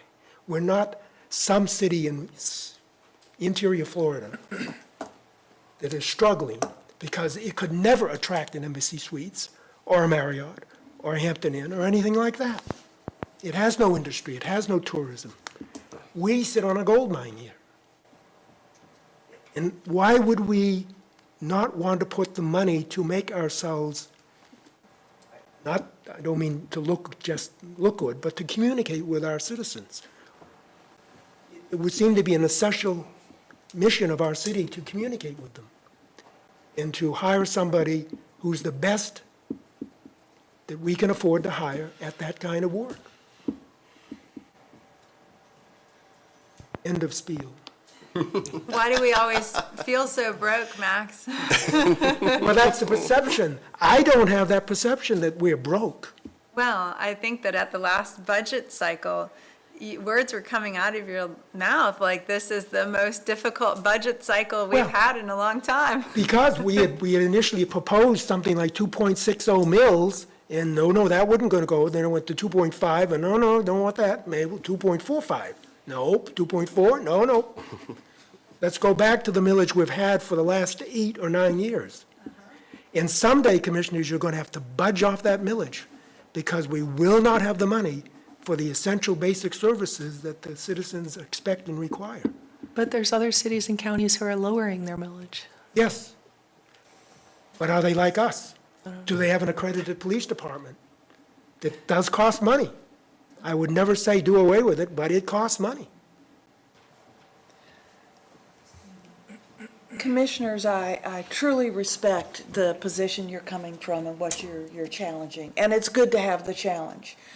But at the same time, I do believe that there has been other voices, other opinions on the position.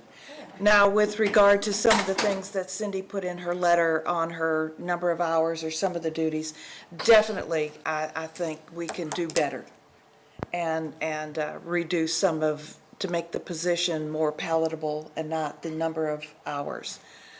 Well, I wonder how effective use of time it is to be sitting, watching the meeting in order to get a press release out the same night.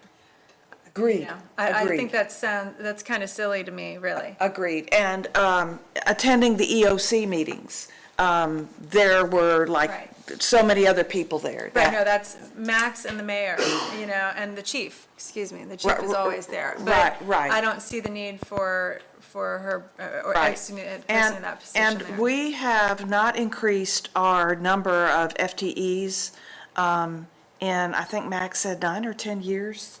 That's the only position we have added to staff in a long, long time. And it has been, with the advent of social media, it has been more and more critical that we have someone that can do that for us. For 10 years, though, it has been mentioned that the City Hall needs to utilize available resources such as interns. There are college kids that would love to have the opportunity to work for free in City Hall, and that has never been followed up with. And this is one other scenario that's representative of, a missed opportunity, and it seems like that, I get it, there's 3 votes definitely in support of continuing the position, but these sorts of tasks, if properly managed and properly distributed, the slack could be filled with that sort of a resource being utilized. So, hey, we've got the money in the budget right now, so we'll slide right in with replacing the position. But to the extent there needs to be more muscle around the office going forward, I would strongly urge that this commission gives a unified message of utilizing other available resources like that, not only for easing of the city budget, but also for creating opportunities for the youths in the community. And, Excuse me, I Yeah. would like to say Dariana started as a volunteer person oh, good. that we did utilize for over a year. All right, then So thank you that for was a correcting me, mistake. Beverly, I appreciate that. Certainly don't want to misspeak. So we obviously know how to do that. Right, so we do know how to do that. Yeah, and that transition, but wait, how did that happen then with her position? Because that position existed as a full-time prior to her being an intern, correct? Yes, she actually, we took the person that, Peggy, that was a part-time person in the office, and moved her as a records to do the scanning for the building department, because they were way behind on record retention, so we needed to have somebody there. And Dariana is gone to school to be the deputy clerk in succession plan, so when I leave, she'll be able to fill in. So we do have a thought process behind it, and we have been working hard to get up to date where we should have been. And we weren't prior to me getting here anyway, so. Thanks for bringing us up a notch, Beverly. So there you have it. I would like to request that if we do move forward in doing an RFP, that we look carefully at the job description and the issues that Ms. Walker gave us in her post-departure letter. I don't know, I would not understand why she would not be allowed to work a more flexible schedule rather than a 9-to-5 office plus the additional things. If indeed her job is for communications and special events, then that's where her time needs to be spent, so she needs a little bit more, whoever it is that would fill the position, if we're going to go in that direction, I would like to see them have a little more flexibility in their own scheduling, because it seemed like that was a problem for her. And if I can just jump in there, Cindy did flex out a lot of her time. She was a member and served on the board of a couple of different organizations. So some of her time that she was away from the office, attending to those duties. I do think that overall, that position built and kept adding tasks to it, some of which I question as well. And I do think that there are a lot of things that we could do better for that position. She does not, and the person replacing her does not need to be sitting upstairs observing the meetings and putting together a press release. And not just this meeting, but she was attending every meeting. So that just kind of built after we set the job description and started rolling with it, that just kind of built into it as well. And those are things that we can scale back. Maybe not posting at 10 o'clock at night on Facebook. I personally don't look at Facebook at 10 o'clock at night. I think that there are normal hours where we can definitely post, and maybe not on a weekend, unless it's something urgent that's applying to the city. There's a tsunami coming, or whatever the case may be. Obviously, those things need to be addressed. But I think that within reason, we can start limiting and rolling back those tasks. And I do like the idea. The chief utilizes quite a large volunteer staff over in his office. I do like the idea of having someone coming in, giving students from the local colleges the opportunity to learn from this person who's going to be here doing the job. Giving them the benefit to put that on their resume when they go out and start looking for a job. I think we can hone in a good resource there with volunteers and interns, and then should, through attrition, that job come available again, we have someone who may be willing and want to step into that role.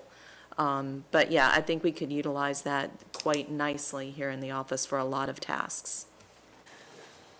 Commissioners, I will assure you that Cindy's letter, that staff has, and I sat down with staff and her supervisor and the city manager, very sensitive to what is in that letter, and a lot of those issues will be addressed, just like her supervisor, Patty, has indicated.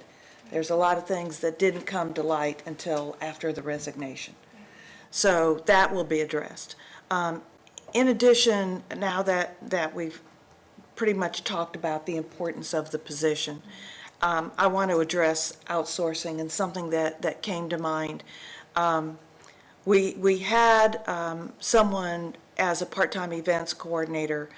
If you outsource to a contractor, that contractor, well, you could have somebody quit right before beach blast-off. Right. And where would we be? It's happened twice. And so that would, the perception of the city communicating, fulfilling, ongoing, reliable, what to expect, I'm afraid if we separate it and you have a part-time this, you still pay benefits. So that's why I would like to pull it back into one position and address the issues. Again, bringing up the idea of an intern that has been brought up before, and we need to explore that. With hashing this out, I think it's been good. I hope we can satisfy some of your concerns, if not do exactly what you want, but satisfy some of your concerns and address some of the things and keep an eye on it ongoing. Yes, Mayor, and I want to deliver a satisfactory product, and not just a sufficient one, but a satisfactory one. And as I said, I had not heard any feedback that it was, what I was asking was not possible until this meeting, So if we are going to proceed with maintaining, whether it be a part-time or full-time communications position, I would much prefer to keep it a full-time one in connection with the events coordination, rather than to separate out and then have those two hats worn by two separate people or entities. I think that gets more than we need and more expenses than we need and less oversight. So I fully agree with that. And Mayor, if I can just say one thing, and this is the first time I've seen Cindy Walker's letter, resignation letters, but one thing I want to address in here was the EOC meetings during Hurricane Dorian, and that was our call, myself and Max, was simply trying to get the city more involved, but the city PD can handle the press releases like we have for all 5 of you through the last 3 hurricane and evacuations. It's something, I'm at every single meeting, Mayor, or former mayor, as you know, and Max, as you know, I'm at every single meeting as representative of the city, not of the police department, but of the city of St. Augustine Beach. So I think we don't need too many people in one place just getting one message out. I think we were very effective with it.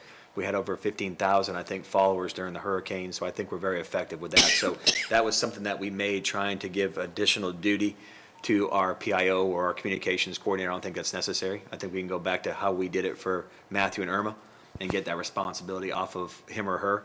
The other thing too as well, I challenge the city too. We have, I think, 8 active volunteers in my city, in my department over there. And I think, Mayor, the reason why I had to know that number is because you asked me in your evaluation process, and they're very engaged, very active. Most of them are mothers or of a fallen police officer that we've kind of adopted that are giving back. The other thing too, the internship thing, I have to say, we've had one every semester since I've been the chief of police, and we've hired 3 of them, I think, from Flagler College after they've been an intern with us. Most recent is our young female, Mallory Youngblood, who was an intern. Now she's a police officer with us. So the interns, we've had, every time we've had an applicant, and every time we've had more than one. So it's picked by the senior staff at Flagler College, and we interview them. So we have interns every semester. And I will ask this, Mayor and Vice Mayor and Commissioners, as we go through this process, we've never complained about our events. We never will. We like our events that we maintain. Cindy has asked in the past, and so has Holla, to assist us in our events. But these are personal events to us. Ron Parker, National Night Out, and Cops and Claws. Those are things that are personal to our police officers in our community. And we've been pulling them off for the last 7 years since I've been your chief. And whatever the future of the agency, I think those are kind of set in stone now, and we enjoy it. I just wanted to clarify one thing the mayor had said. Our staff, between myself, Commander Ashlock, and Lieutenant Harrell and Jackie Parrish, our administrative staff, we kind of manage the social media between the 4 of us. I send a nasty text message in the middle of the nighttime when I read something that's not correct, or I'll send a draft out to them what to post based on something that's happened. So the other thing I wanted to say too was our sergeants have inherited these 6 5Ks. We assign them out as additional duties. They figure out how to do it on their time that's paid for, and flex their hours. So again, we want to maintain that continuity we have in the agency. There's no complaints from us over there of what we currently have. We are willing to take on other events too as well. I did volunteer, I think 2 years ago, to Max that we would take on Veterans Day. That's something personal to Lee and I as your chief and your commander. Again, we could take on events for the city if we have to get through a tough time, but Beach Blast Off is its own beast, as we've seen since I've been your chief for 7 years. So I saw some emails, chains that were going out there, reference to, Mayor, you brought up a minute ago, reference to possibly subcontracting out per se, which I'm not opposed to, but again, I responded back saying I want my events. These are my events. and they're no extra cost to the city. We've learned how to manage them with, and really it's us and Public Works partnership. I mean, city staff is good to us, but really it's us kind of abusing and using Public Works on National Night Out and Ron Parker, and they're very good to us. So just wanted to clarify. Thank you. Mayor, I have a comment as well. And I think the dialogue has been great, and I appreciate everybody's comments, because I think that's what makes this commission so great, is that we're able to have these conversations and hash it out. And the internship, I started as an internship at the Golf Channel, and I got hired on. And I worked like a dog at TPC doing things, and I know, being a communication major and graduate of Flagler, they would love, love, love to have people here. And not only that, but let's face it, that position that we've seen so far has been an entry-level position. And so they leave every couple years anyways. So you might start a pipeline of these Flagler kids for their first job. What a great opportunity to come to the city, get that experience, and move on to something bigger and better. And so, I think the dialogue, I really appreciate it. And I think that we have a lot of opportunities, and, I'm in line with everybody else. And I'd also like to see, lastly, a list, Max, of the duties that was given to Cindy at the beginning and what she ended with, because I think they're vastly different. And I think, Arbor Day, maybe that's CSAC that puts that on, their sustainability. Let them do Arbor Day. Take some of the stuff away from what this PIO officer would do, and let other boards participate, because that's what they should be doing. They should be participating, and they have the staff to do it. So it'd be interesting just to kind of get the scopes narrowed, and then from there decide what we want to attack from that point. Commissioner, we did get a copy of the original position description, and then we got a copy of what Cindy provided on December 27th. And I think if you read the two of those, you will see that there was a lot more added on in this December 27th memo from Cindy, a lot more. And Mayor, if I can just have one last thing to Commissioner Rumrell's comments, and then I'll stop talking. But I don't want to forget about St. John's River State College too as well. I mean, that's a very, it's locally homegrown kids here. And the other thing too is we have a high school program here in St. Johns County that has the academy classes. And these kids are trying to get their Bright Futures hours and their accredited hours to graduate. So I just want to think outside the box. And last but not least, we got our internship is accredited by Flagler College, meaning they get their college credited 3-hour class. So ours is a college credited class for our internship, and it's an incentive for these kids to apply to get their, 3 college credit hours for their internship. Okay. I will commit to talking to you about who I contact and talking to the city manager about how we can maybe put something together for internships and help. So because we'll see how that works. With high school, that is a good idea, that high school get their credits, and that college may have an internship. So that is us also giving back to the community, even though I know sometimes you may think, well, they're just going to get in the way. No, we can find a way to make them useful and help out there. Okay, so normally, when a position becomes open, it is replaced. We've had a really good discussion tonight, but I don't think it needs to be a motion or a vote or anything like that, because it's a discussion about filling a position. Right, and there's no changes being made, so therefore, there's really no action that needs to be taken. Staff is already empowered to proceed with replacing the position. That's what I wanted to clarify, because I had to leave due to the coughing. Sorry. So we are on track to have one position, events coordinator and communications person, To Right. fill the vacancy. fill the vacancy. That's all I need to know. Okay. And thank you all for meeting challenges. We're not a quiet board. All right, this is commissioner comments, and so this is the one time the commissioners get to talk within themselves. It's not an agenda item. It, made a decision under 286.0114. I don't think any decision was made. No. You had a discussion, in the end, there was no motion. whether there was or no not- action taken. right. No action taken. So, Okay. So our city attorney has advised us that our discussion is not an agenda item and Wasn't Not it a on the decision, agenda, yeah. and no decision was made? It's just, County, we have a right to speak anytime decisions are made. the other issue we need to discuss during commissioner comments is our assignments. And so I bring that up to see if there needs to be a shift in some assignments. See, that's a disruption of the meeting. lock the door now. Answer that question, you're our legal counsel. Yeah. I would prefer to continue doing my assignment because we're right in the middle of the census issue, which will be finished in May. And so I would prefer to continue that, and if you need to assign me to something extra when it's over, I'd be happy to do that as well, but I don't want to just give up in the middle, All right. but I'm willing to do anything. Commissioner Samora, I'd like to continue mine. also your with VCB. chamber, No, I moved over to VCB, oh, VCB? yes. But do you also attend the chamber?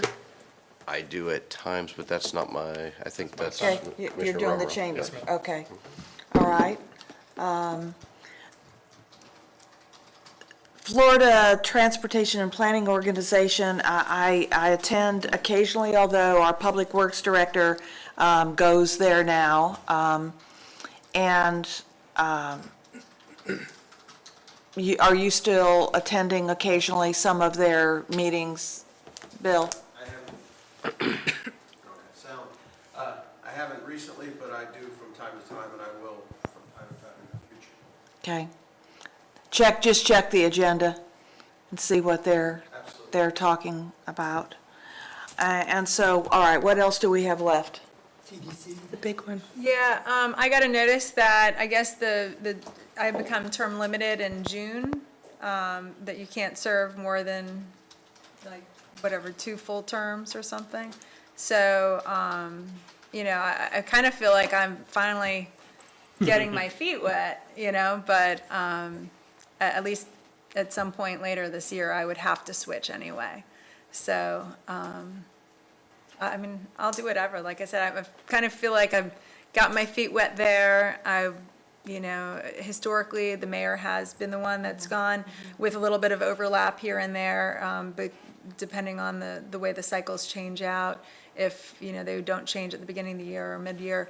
So it's something you may want to take over, whether it's now or in a couple months. It's really up to you. I think just keep it until, and then I'll Reassess when right. that happens. I have some ideas for some other meetings with Beach and some other unofficial, not regular, but other meetings I'd like to get more involved in communication with the county and things like that. So we're going to keep our current assignments. Okay. And until you have to term out, and then I'll pick up. Okay, I'll send in an email, regarding the specific of what was on the postcard, make sure I get the date correct so that it can be added to the agenda the month before, so we don't have a lack of attendance on it. Okay. Yeah. And then I'll still continue to attend the North Florida TPO as needed. Okay? All right, so that's good. So now I'll open it up for regular commissioner comments if you have any. And Commissioner George, I'll start with you. You're off the hot seat. Clearly. I'm going to pass my time in, given how many meetings we have this month. So I just hope everybody gets better and feels better, and I want the family of our employee to know who had this tragic event. Definitely sending a lot of prayers to them.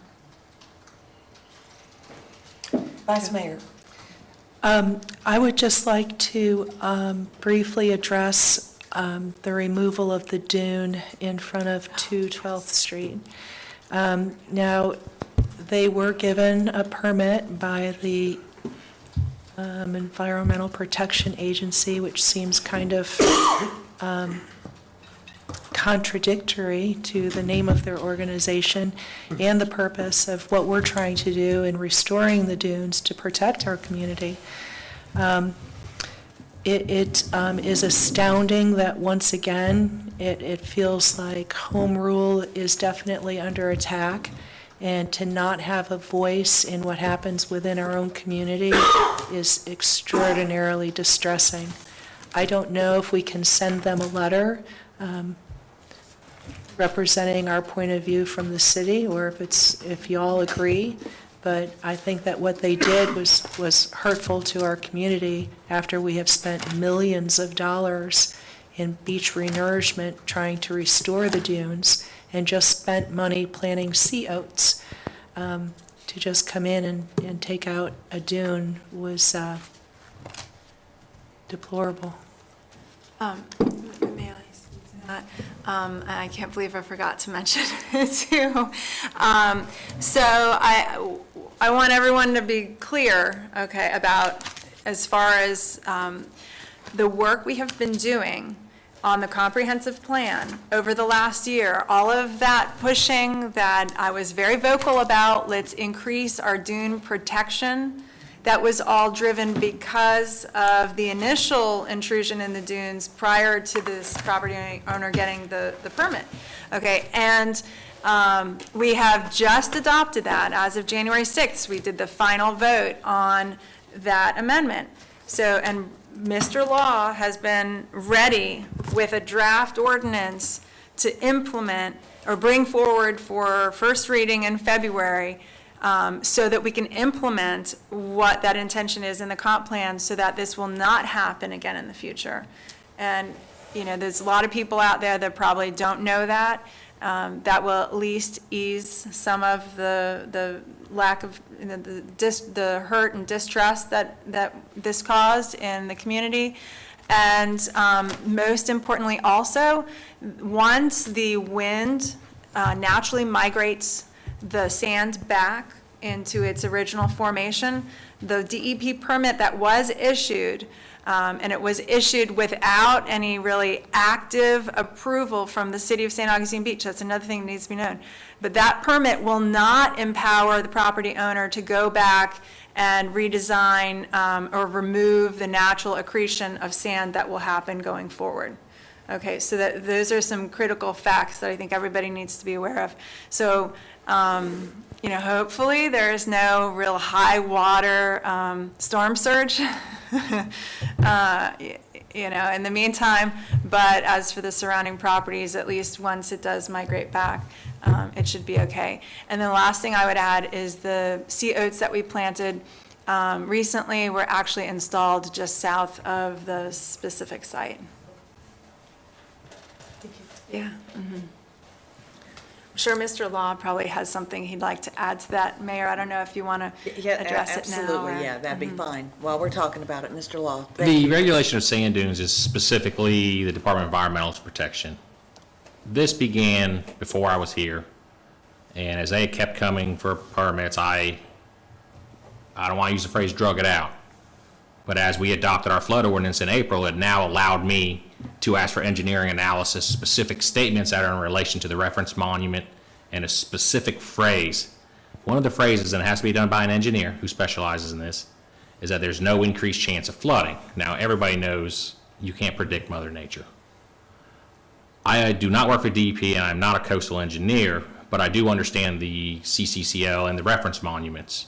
Around this area, before the change of the flood maps, we used what they call the National Geodetic Vertical Datum, which was around 17 feet.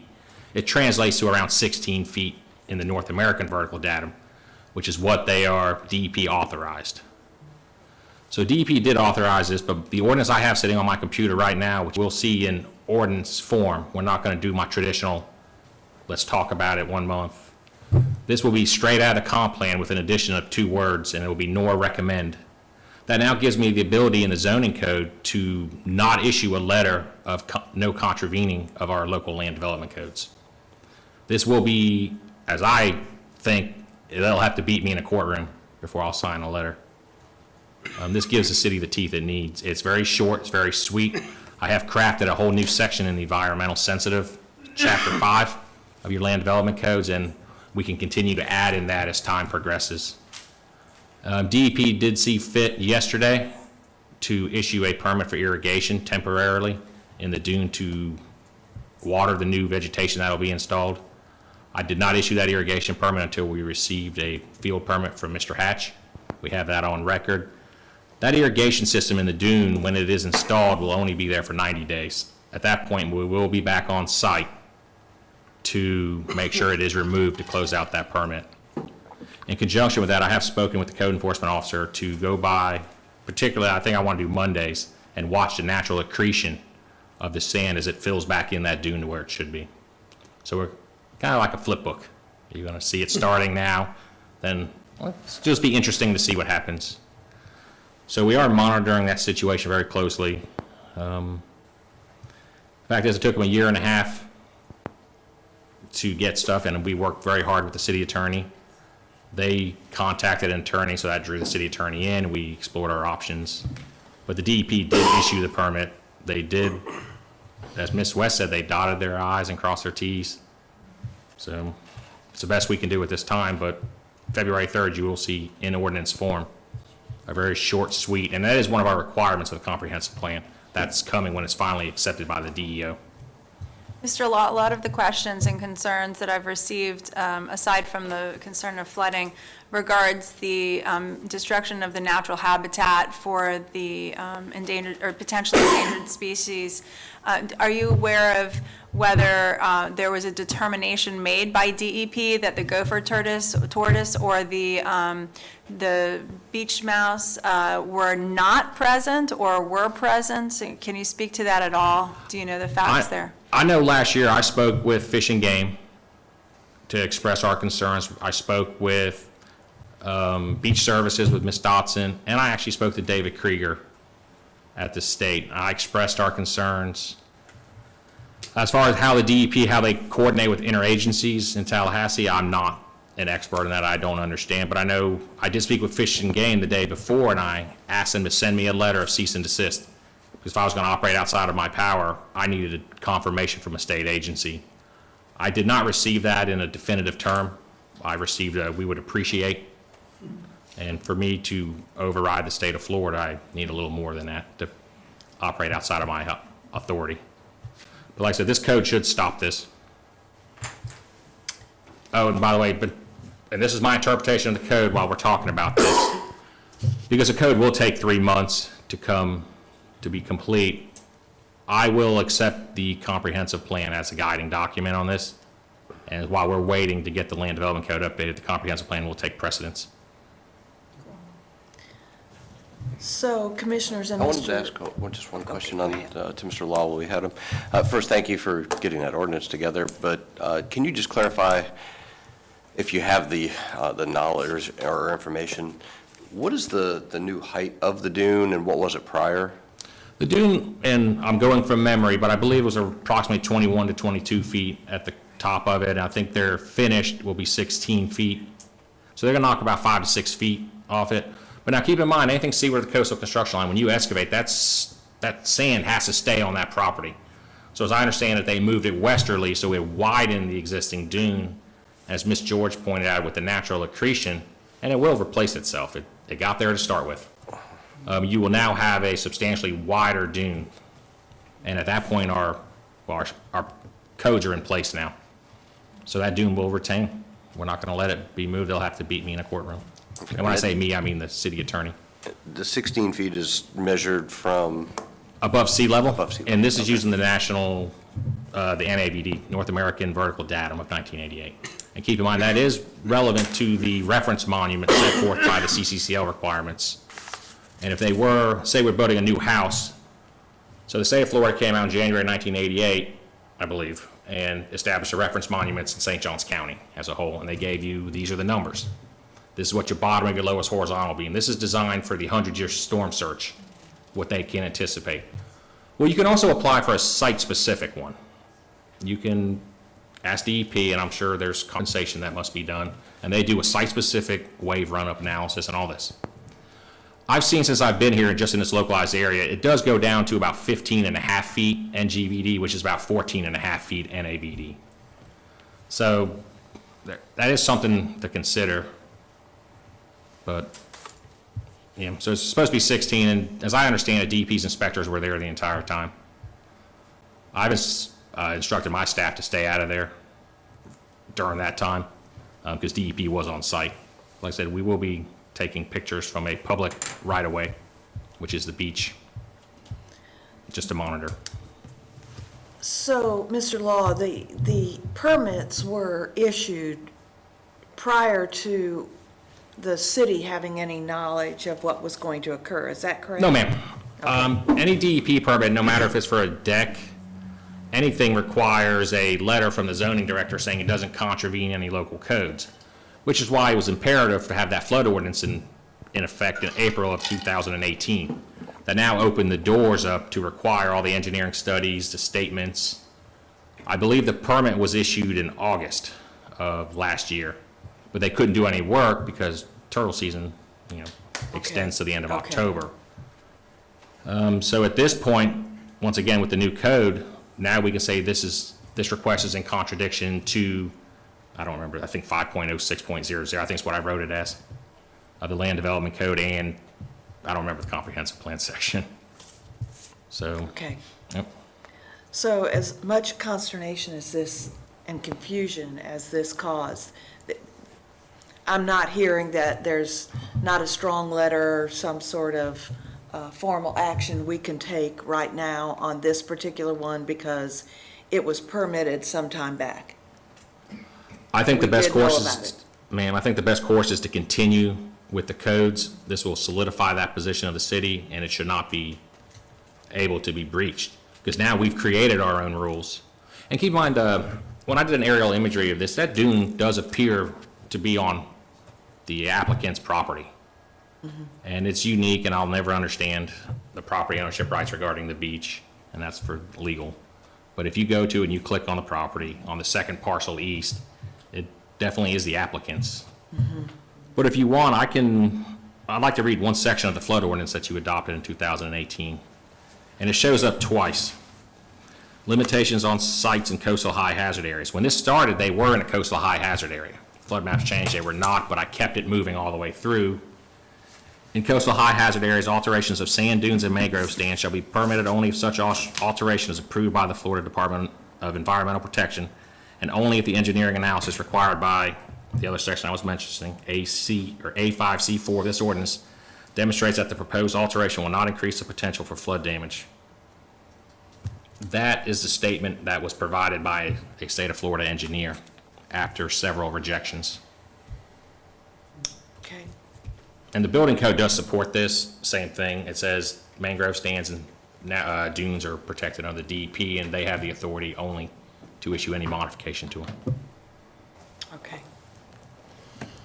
Anything further on this, Commissioner? Okay, all Thank right. you, Mr. Law. Okay. Any further comments from you, Commissioner? Okay, all right, Mr. Rumwell. Just two things. One, to thank the Public Works Department for installing the cigarette butts, the receptacles, and so they look great, and hopefully they're being utilized to get those off the beach.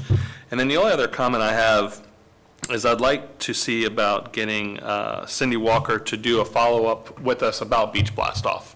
There are a couple things that were brought to my attention from people who attended it. Overall, it was a fantastic event, and she worked really hard to make it perfect. The only negatives that I had were the vendors. They were charging $15 for corn dogs, $10 for lemonade, so it was a very high-cost event, and I think getting a recap from Cindy, I think, will help us move forward in whatever decision we decide to do. Those are my comments. Max, do you think that would be possible, or could she, what do you think? If the commission wants, I could invite her. I think if we do invite her, we should pay her. If I could, Mayor, I think this is just a phone call from Max to Mr. Regan. I think he would allow her on city time to come over here and complete what she started. Well, it wouldn't be on city time, Chief, because the commission meets at night. Sir? Sir? Pardon? I didn't hear, I'm sorry, No, sir. I'm sorry. You said on city time, you mean St. Augustine city time? Yeah, I mean, she's an active employee of St. Augustine City. She's not going to be advised. She can't work outside of her job description, but I think a simple phone call, or I can do it for you, to John Regan or Barry Fox, and she can show up here on their city time I see what you mean. and complete her mission here. I think that can be easily done. I could probably do it in a text right now if you want me to. Please do. Okay. Okay. All right. Good suggestion. Anything else, Commissioner? No, that's it. Okay. Thank you, Mayor. Commissioner Samora? Nothing from me. Okay. I have nothing to add tonight. We've had some great discussions. And so, do you want to do staff comments now or wait till the end of the meeting? Staff comments are down on item 15. I'm sorry. I'd like to get through the items because the agenda for your February meeting is getting long. Okay, all right, okay. So we're going to go forward with new business. And item number 10, the request from the St. Augustine Port Waterway and Beach Commission to video their meetings. Mr. Johns, you are going to present that for us. Yes, ma'am. Good evening. The Port and Waterway, I don't know, I believe you guys have this in your packet, but Port and Waterway actually approached us about filming their meetings for them. They were looking at having us film those, broadcast them, do whatever we can do is kind of the same what we do for our commission meetings, for our planning and zoning board meetings. We gave them a memo several months ago, and then again, there's one now attached in your packet that was an update to the previous memo. Excuse me. I did appear at their last meeting in front of them, explained to them what was in that memo, including my intent to recommend denial of their request. They've expressed the ability to kind of be flexible a little bit and adjust what time they meet, I believe.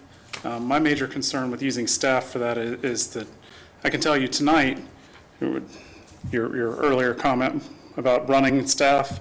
Yes. I've spent more time in my office tonight than I have in the last 4 days, and I do realize that spans past the weekend, but I have been in my office physically more today, this evening, than I have been in the past 4 days. Russell has been out as well. We've been dealing with Chief. They've got the Windows 7 update. If you're aware, if you have any Windows 7 computers, they need to go. It's at end of life. So, and the city deals with that too. We have several in place currently. They're actually off the network as of today, so, which we're required to do, but Windows, Windows 7, okay, gone. it's at end of life, it is done. But my issue with that is that, in relation to Port and Waterway, is that we do utilize our staff for city business, and I believe it's a conflict for us to actually use staff to be aiding another, I realize they're another government agency, but we've been behind, and for us to try to push staff to do something during city hours, city time is difficult. And then I can tell you, as the person that's primarily responsible for scheduling these meetings, our ability to get volunteers to work these meetings has been less and less as well. So I would say that if they were willing to alter their schedule to after 5 p.m., which they've expressed that possibility, that my concern there would be that we may not actually get volunteer staff to work those. When you say volunteer staff to work those I do mean meetings. paid overtime. I just mean the volunteering to do that. We Okay. don't require anyone that actually works the meetings, except for myself and Russell, Okay, to actually work those meetings. okay. So the rest of the staff that actually work the meetings are on a voluntary basis. They are paid overtime. Volunteer but they overtime. volunteer for the overtime, yes. Okay.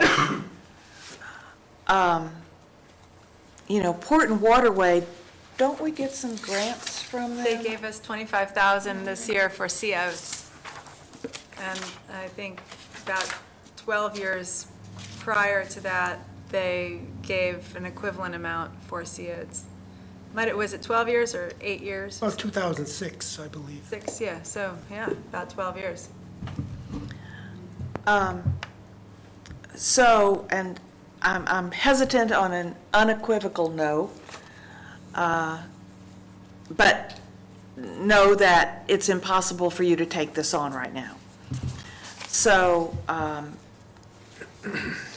can we explore some alternatives? is there any leeway here, any wiggle room, anything we can explore?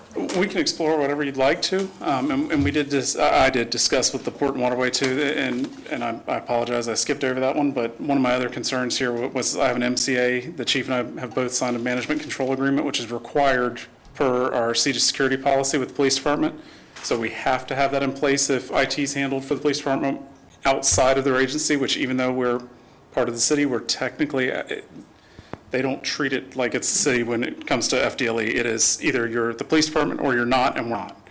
So we actually have to have agreements in place. We do, the MCA, and I've discussed this with the chief as well, in my opinion, if something came up, the chief has every ability to actually reprioritize me, and Russell as well. And we both agree on that aspect, and if that were to happen during one of their meetings, we would drop the meeting and walk away. I mean, we have an agreement in place that says that we will. That being said, Port and Water was actually perfectly willing to say that if something like that happened, that they would just deal with it, that they wouldn't have a video for that meeting. So there is, I think, some leeway there on their side that they're willing to work with us on. Madam Mayor, what about, would it be possible if they wanted to bring their own staff to utilize our equipment? Is that safe, recommended? We've always tried to keep, and I apologize for interrupting you, we've always tried to keep paid staff upstairs. We've got about $120,000 in a vertical rack, one vertical rack upstairs. It's a lot of equipment, it's a lot of money. We've kind of always felt like with staff, at least you have the accountability. They're employed by the city, so we can hold them accountable for that. And insured. And yeah, there's a lot with it. So we've kind of tried to avoid using volunteer staff, and it's been discussed heavily. You've been on the commission long enough to actually probably remember back when we discussed actually just videoing with volunteer staff. And it's always been a no for a couple of reasons, and I would still encourage that we kind of steer away from that. Is there any hardware that would enable like a connection to, let's say, the audio-video lines, where if they use their own recording equipment, that they could just plug in to our infrastructure here and make it safe for our equipment so that they could still use the infrastructure but not our equipment? They're already plugged into the audio and have been for years. They've used our recording equipment since they've been meeting here, as far as I'm aware. And that goes back until when we, years ago, had a tape recorder. They were using our tape recorder. The video equipment, I can tell you we can give them an output, but the bigger issue isn't necessarily giving them the output, it's more the control over the equipment. So we have 7 cameras positioned in the room. Oh, right. They're not stationary cameras, they're PTZ, so, which is what we're typically doing upstairs, is either controlling the cameras, controlling the overlays, or troubleshooting issues. So I would be hesitant to tell you that I could give them control of that without placing them in the room. Okay.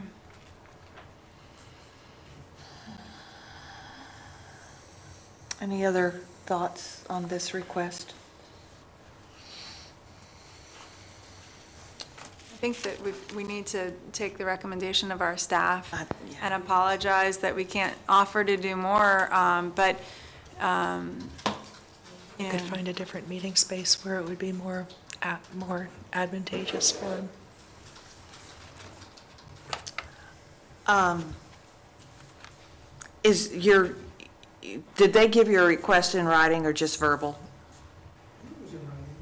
Yeah, I believe we originally received that as an email. It's not here, no. Have it, never I look. mean, I guess the only alternative is, what would the alternative be, is like, if somebody volunteers to work overtime, you know, that's just so wishy-washy anyway, that, And I kind of felt bad about even recommending, like, yeah, it just feels really odd for us to say, okay, we'll do it when we're able.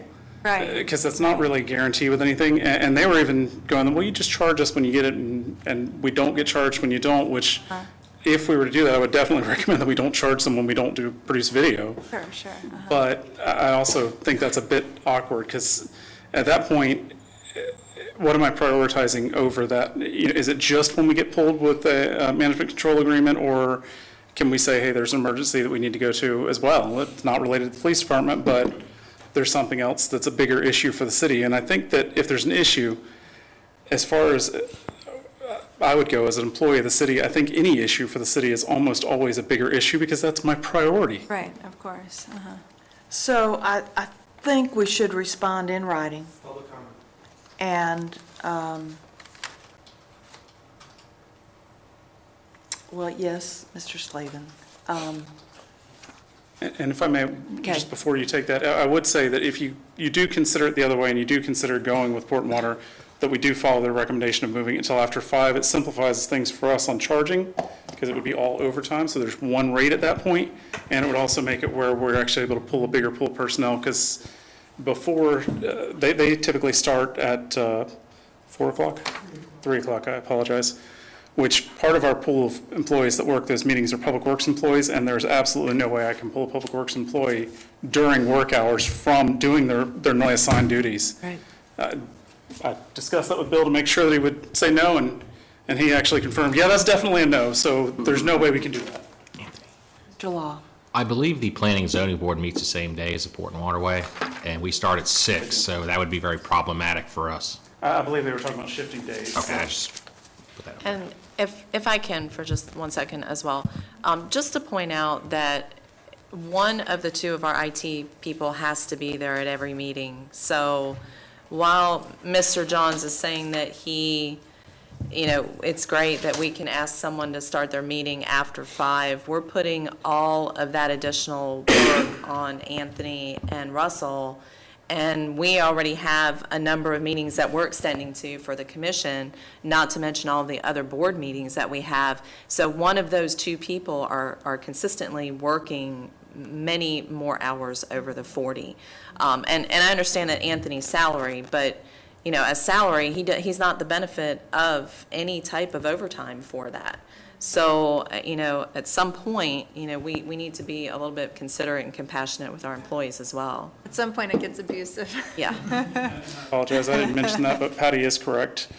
Part of the CJIS security policy, again, that one kills us every time, but we have to be CJIS certified to go upstairs in the IT space. They actually define secure spaces, and any IT office is actually a secure space. So we can't allow anyone that's not CJIS certified, and beyond that, we typically have to be there. Okay. Any further questions for, public comment? Mr. Ed Slavin? Thank you. Ed Slavin, Dr. 384. Well, I talked with Professor Thomas Graham, who's the expert on St. Augustine history, and he taught at Flagler College for 50-some years, 40-some years. He'd never heard of this board.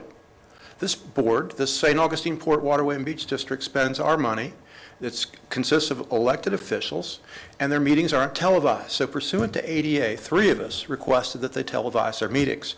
This is the kind of pushback that we just heard that Cindy Walker talked about in her memo from department heads. Now, let's get to yes. Please, in your letter, ask the St. Augustine Port Waterway and Beach District to kindly change their meeting time and day, and we'll do it for them and charge them overtime. That's really easy. It couldn't be easier. And we had so many no's in that presentation, to first of all, the St. Augustine Port Waterway and Beach District, and then to y'all, it's uncooperative. It is not intergovernmental cooperation. And as 2 of the commissioners just pointed out, the city of St. Augustine gets grants from them. These are elected officials. That's a special taxing district that has existed since 1937, and the people have a right to know what they do. Why did we have all this obstructionism from your staff? Could someone please explain it to me like I'm a 6-year-old? Because we should have gotten to yes about 10 minutes ago. And I don't know why you would respect a staff recommendation to stiff another governmental body. And by the way, were y'all aware that the City of St. Augustine Beach and its telecommunications department has in the past provided free, gratis services to the St. Augustine Beach Civic Association to televise biennial meetings in which they have fora for election candidates? So if we're giving it free to the Civic Association, Mr. Royal, please pay attention, why in the name of all that's holy are you wanting to stiff another governmental entity? I don't understand that. So please say yes, and say, please change your meeting time and day, and then we're done. And try to cooperate, and rather than make obstructionism. Thank you. I think the only thing that could be, or what should be communicated, all right, is what the actual limitations are.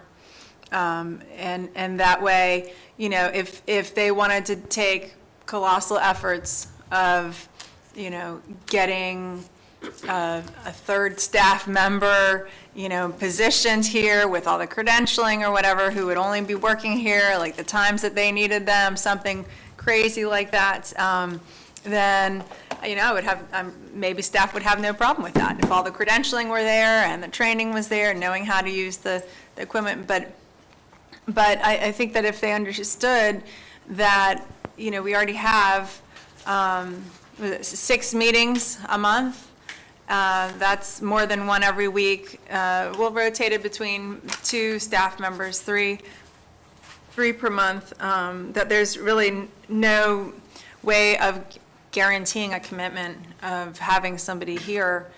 I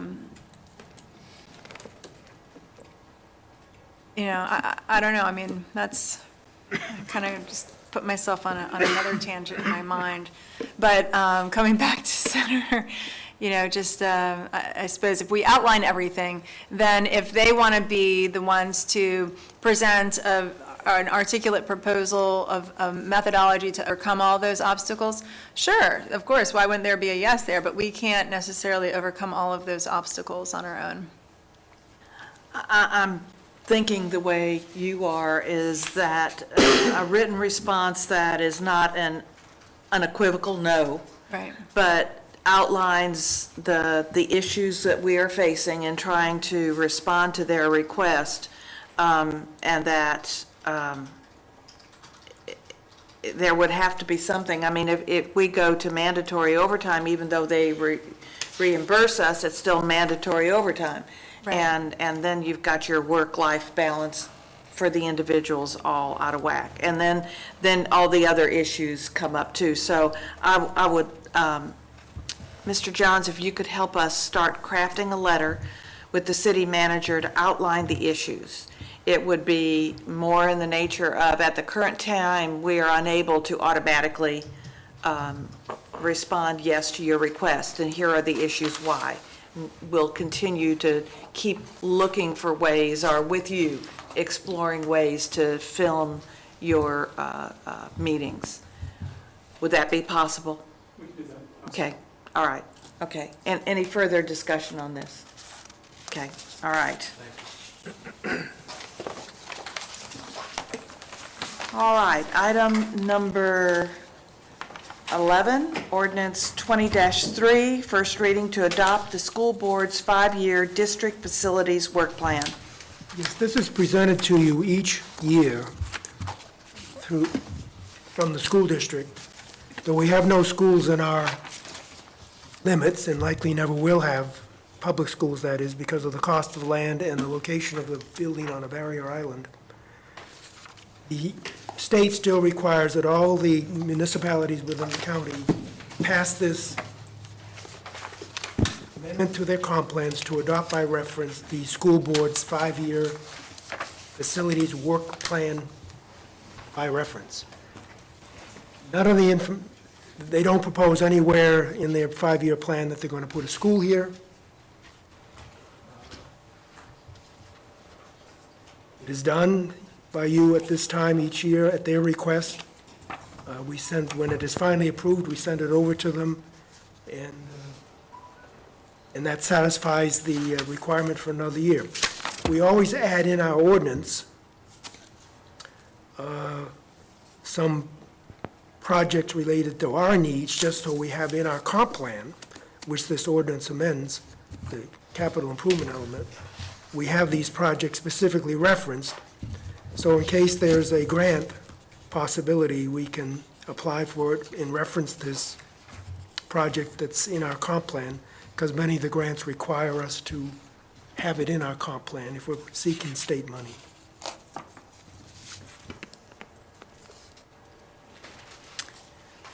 Any questions, commissioners? No. Any comments from the public? No. Shall I make a motion? Yes, Let me go ahead please. and read the ordinance Yes, first. please. Ordinance 20-03, an ordinance of the City Commission of the City of St. Augustine Beach, Florida, adopting the St. Johns County School Board's 5-year district facilities work plan by reference into the capital improvements element of the City of St. Augustine Beach Comprehensive Plan, adopting an additional capital improvement into the capital improvements element of the City of St. Augustine Beach Comprehensive Plan, providing for repeal of conflicting ordinances, providing for severance of invalid provisions, and providing for an effective date. I make a motion to approve ordinance 20-03. All in favor? Aye. Any opposed? Ordinance passes. Okay, item number 12, the Florida legislative session is starting, and the Florida League of Cities sometimes ask us to weigh in on some of the bills that are, just like I noticed today, Senate Bill 1128 has come out, and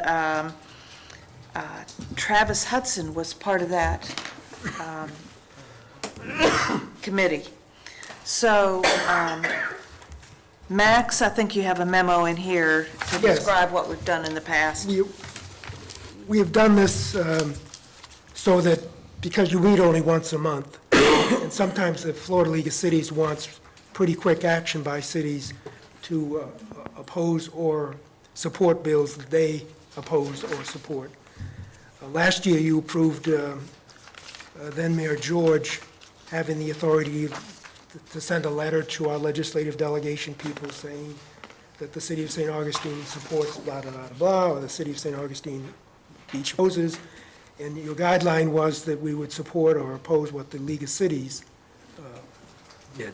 Of course, this bill you just mentioned, Senate Bill 1128, is particularly germane to our city because it deals with short-term rentals. And this bill, among other things, will preempt the regulation of short-term rentals to the state and undo local ordinances adopted since 2014. So this is a pretty serious legislative proposal. If this policy were in effect now, then Mayor England and I would sit down and we'd draft a letter, and we'd send it off to our Representative Cindy Stevenson, and of course our Senator Travis Hudson, and possibly some members of this committee that are listed by the League of Cities, none of whom, well, the only one we're familiar with is Mr. Hudson. The others appear to be in the Orlando area or in South Florida. I'm in support of the letters being sent. As well. I see no reason to deviate from prior policy. Okay. Mr. Wilson, is there any action that has to be taken on this, like a motion? If you want to direct the city manager to send a Okay. letter, I would say make a motion. Okay. City manager drafts it, but technically it's the mayor who signs it. Yes. Yeah, okay. I'll make a motion to, is there a request for public comment? There is. Mr. Edsleven? Yes. So your city manager has given you a one-page, one-line memo on an entire legislative session. That's it. It's not even ready for prime time. It doesn't pass the laugh test or the smell test. There are so many issues pending in the current legislature right now that you should be discussing, that he should be bringing before you. He's asking for a simple Me Too letter about the League of Cities. Now, in stark and marked contrast, St. Johns County Board of County Commissioners has a 37-page, very well-articulated legislative program that lists all the things of interest to the county. You don't have that, do you? The reason is your city manager is incompetent, once again. Now, let me suggest that your letter might want to refer to one of the elements in the county's legislative action plan, which is False Claims Act. The Florida False Claims Act does not cover local governments. If you make a false claim against a state agency, there are remedies, as under the Ketan law in federal law. There isn't at the state level for county, city, and special taxing district contracts. I asked Dr. Proctor when he was the state rep in this room why they didn't do that, and he actually said, sitting where you are, Mayor, "It sounds like you're asking me to endorse motherhood." What about the National Park and Seashore? What about Florida Forever funds? What about the issue of state law preemption of local government, which y'all referred to earlier tonight? That should be in this memo, that should be in that letter, that should be in your agenda tonight, and your city manager once again has failed you. He's not doing his job. There ought to be somebody on your staff who is delegated to do exactly what somebody in the city of St. Augustine does, which is to follow legislation. The city attorney and the assistant city attorney in the city of St. Augustine regularly do that, and they regularly update the city commission. You should be doing the same. Enough flummery, dupery, and nincompoopry and incompetence from Max Royal. Thank you. Okay, Mayor, I'll make a motion to continue with prior policy on this issue, so as to authorize the mayor to send letters following the league's recommendation concerning particular bills that are of interest to the city. Second that. All in favor? Aye. Any opposed? Motion carries. And we are getting many more emails from the Florida League of Cities, so we're all advised on what's going on. And all right, the last item is item number 13, succession planning for the city manager. Yes, we present two scenarios here. One is an interim situation, a temporary situation where I may be absent because of an illness, so I can't sit here at your commission meeting because I'm convalescing.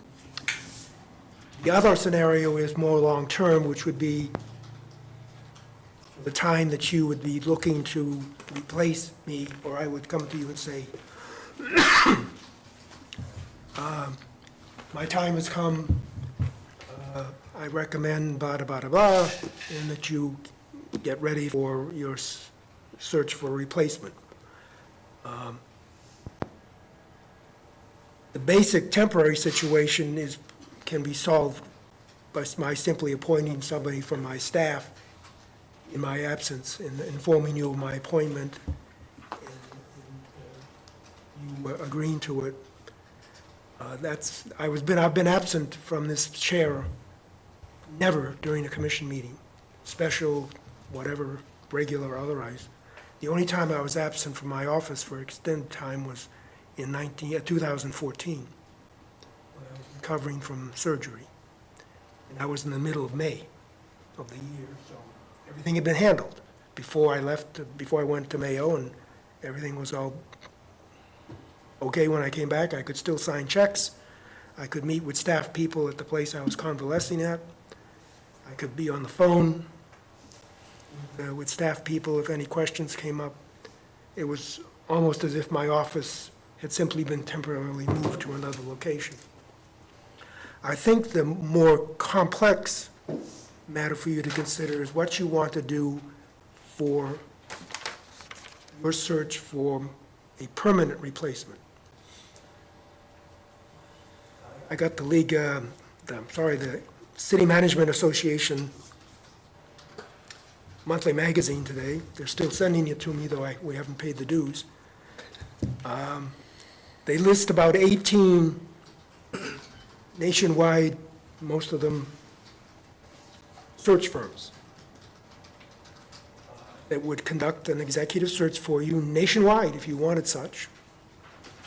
But then you have to decide, well, do you want that firm to do all the review and vetting, et cetera, and advertising like they did for the police chief? You want to have a citizens committee do all that with the assistance of the search firm?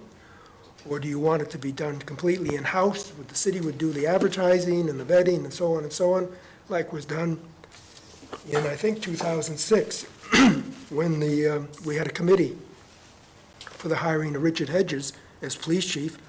In fact, I remember Sheriff Shaw was on that committee. I think that was before he was sheriff. He was St. Augustine's police chief. He was sheriff. If you go the route of a search firm, you could set up the language for the RFP. We wouldn't use it until the time it came.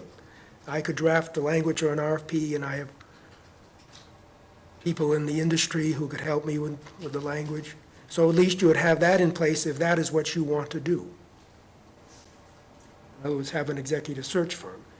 In the language for the RFP would be the breadth and extent of what the services you want that firm to do, such as the initial advertising, and then the screening, and then the vetting, and background checks, and finally recommending to you however many candidates you want, 5 or 6 or more.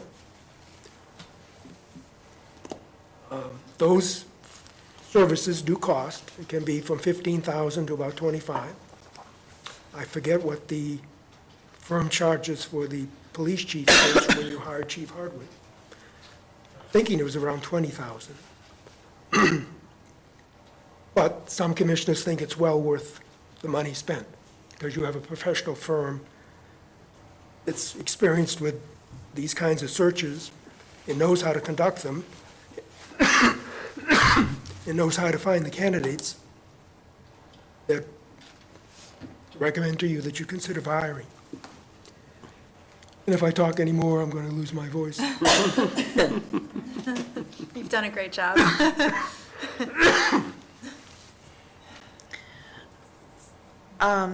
Does the Florida League of Cities, I mean, what services do they, nothing? They wouldn't engage in a search for Okay. you.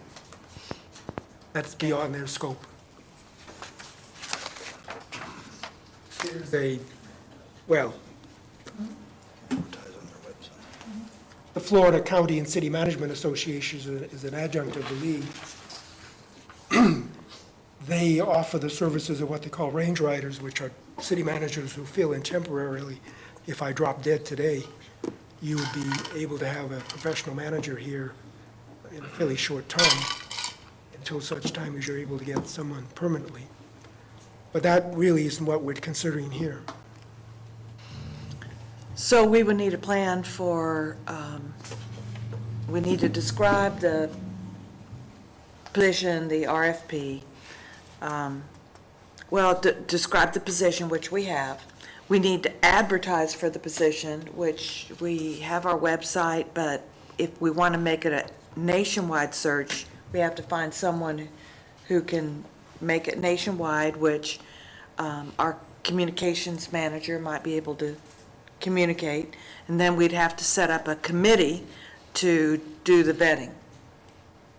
That might be the best thing, is setting up a committee to do the vetting. Any further thoughts from commissioners? I was a little, I tend to be a little cynical about hiring consultants, but I do think it worked very well, using a consultant for the process when the city, hired our new police chief. It's rather ironic, though, that they, the best candidate was right next door, and it almost seemed like a missed opportunity that we should have, looked on our own. However, you never know how that's going to play out.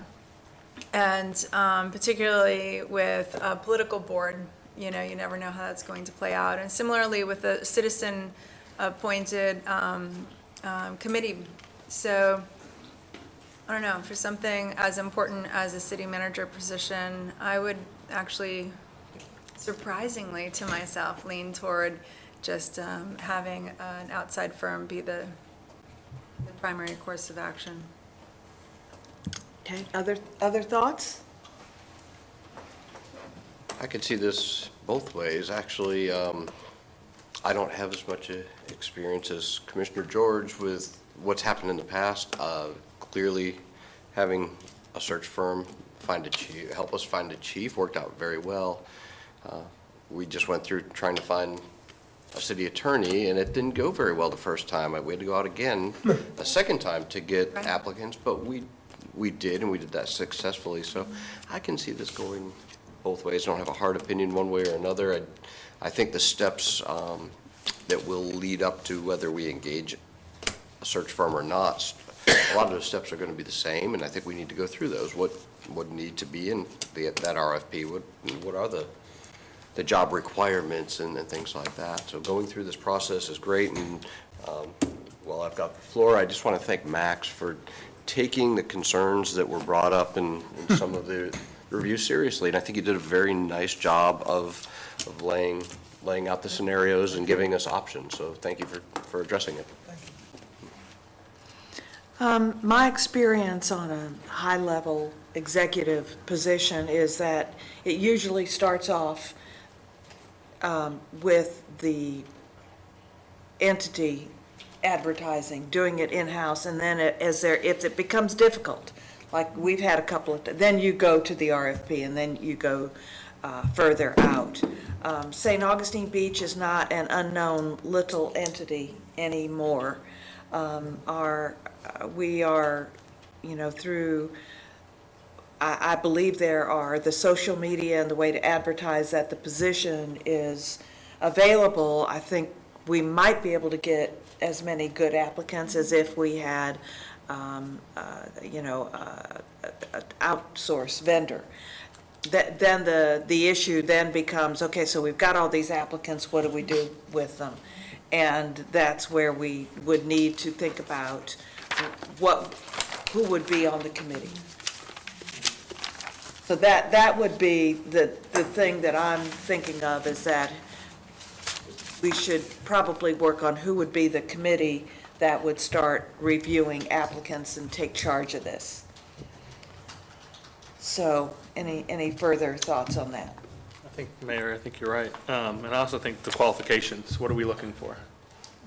The experience. Do we want somebody who's been a city manager? Do we want somebody who's a public works person, an engineer, or somebody to come in? So I think those are all the qualification side that we need to look at. And I think it could be a hybrid. I think there's great opportunities to do a national search, but I think to your point too, we did that for the chief and he was sitting in our backyard. So, Right. so Yeah. how do we weigh those options? Because it's not cheap to do a national search. Oh, sure. Yeah, I'd rather not spend the money. Right. So, I mean, I'm glad you're leaning toward doing, trying it first. Yep. Before going to expending that money. I think that's a good hybrid, as you put it. And to your point, your question rather, Mayor, why not have the commission review and like the applicants? I think it kind of depends on how many applications we get, right?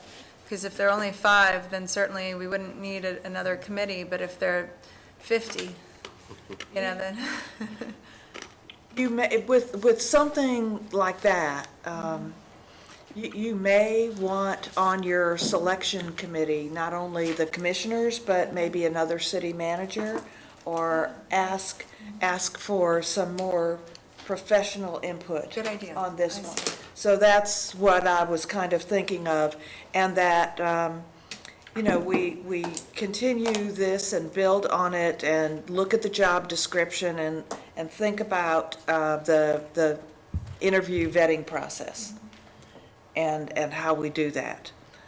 And research, does it all have to be in the public, or can there be some other ways of doing this interview process? So I think we just have to start developing the plan. And Max, if we'll just put a little more flesh on this and come back at an appropriate meeting. Okay. Keep going till we know what we would do in the event that you tell us you are going to retire. Retire? What's that? Okay. I do want to add, from my experience, that if this position became open, you wouldn't have 5 applicants. Sure. You'd probably have over 100. Because this is an extremely desirable, in city manager circles, place to work. That's good to know, so that our pricing can be competitive in our favor. Now, I don't think you're going to find a city manager and his or her spouse they're going to live in a duplex like I live. They will want a house probably in Anastasia Dunes, or, you know, Island Hammock, you know, something nice, Sure. something not so collegiate basic, you know, like I'm still in college. But no, and the fact that I've been here 30 years, managers notice those things, because the industry is often very in flux, and it's difficult for managers, particularly those with families, to be at a place for 2 or 3 years and then get fired, and then you've got to uproot your kids from the school, and your wife may have another job, or your spouse, and go and find a job somewhere else. Particularly in Florida, it's difficult to stay in Florida if that happens, because there are a lot of cities with managers in Florida, but the cost of housing is high. There are a number of cities that are not so desirable for managers to work at or live in. I think what I'll do is I'll take what you told me here and talk with my staff, some ideas, and come back. If I may, I We'll didn't get a flesh it out. chance to speak. I think that there's pros and cons for both, but as Max just pointed out, and which I was going to say, is this is a very high-profile city. We're on the map now, like it or not, but it's beneficial, and sometimes it's not so much. The fact that, you know, we did a nationwide search for the chief of police, and we hired the person who just happened to be in our backyard, that doesn't happen all the time. As a matter of fact, that's really rare. I'm glad that we did, but to just discount that process just because we found that candidate in close by does not mean that's going to happen again. And there may be somebody in another coastal community somewhere in the United States that would be a perfect fit. So there's pros and cons to both sides, but I would never suggest to not do a nationwide search. And if we do go with a firm, they may be able to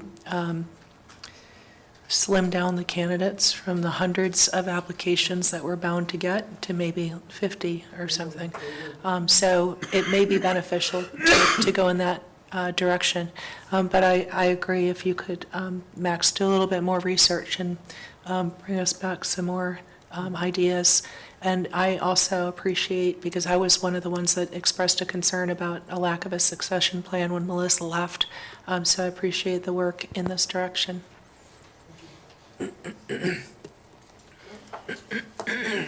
All right, we have come, Before we get to comments, I did, we discussed a planned departure at length, and it was a great discussion.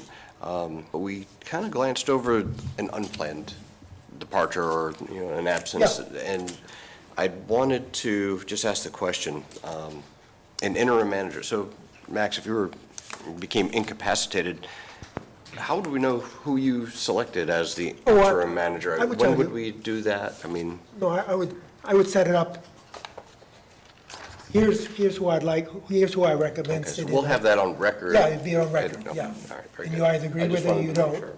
And then, so if, you know, I got hit by the bus on the way home on my bike. I don't think the buses run at night, but whatever.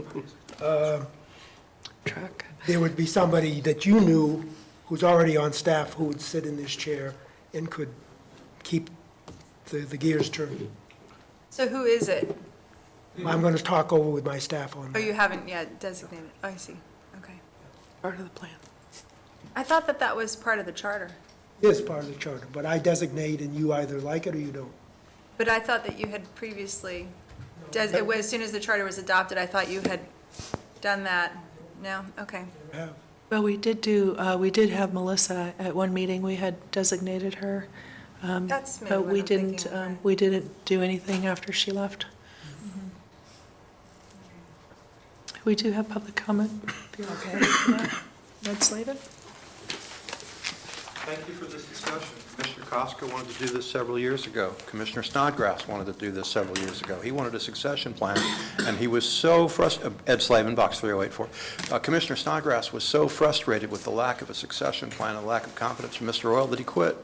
And that's why Mr. Samora is here. He got replaced because a sitting commissioner was so dissatisfied with the quality of Mr. Royal's services and his unwillingness to discuss this. So I'm glad you're talking about this.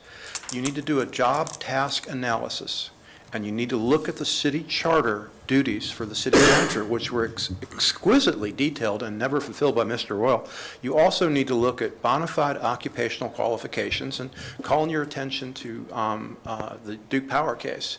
You want to make sure that your qualifications are legitimate and not something that excludes candidates, because you need to encourage, strongly encourage through a national search, women and minority candidates.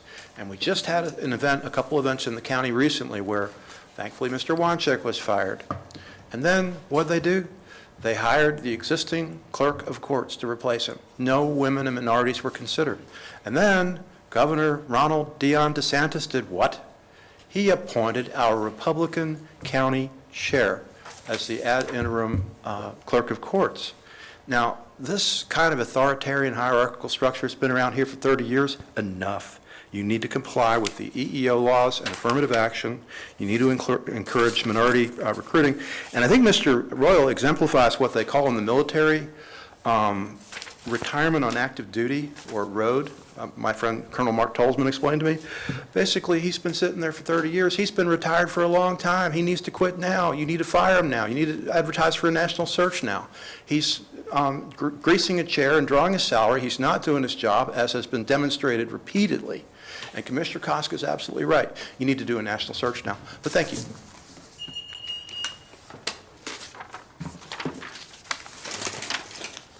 Okay. We are at the end of our items. Only thing left is staff comments. So I am going to start with you. I think I've talked a lot, Okay. and I may not All last right. much longer. Okay. Beverly? I don't have anything.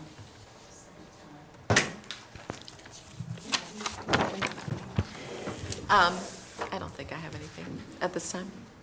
Chief? No, ma'am, thank you. Mr. Tredick?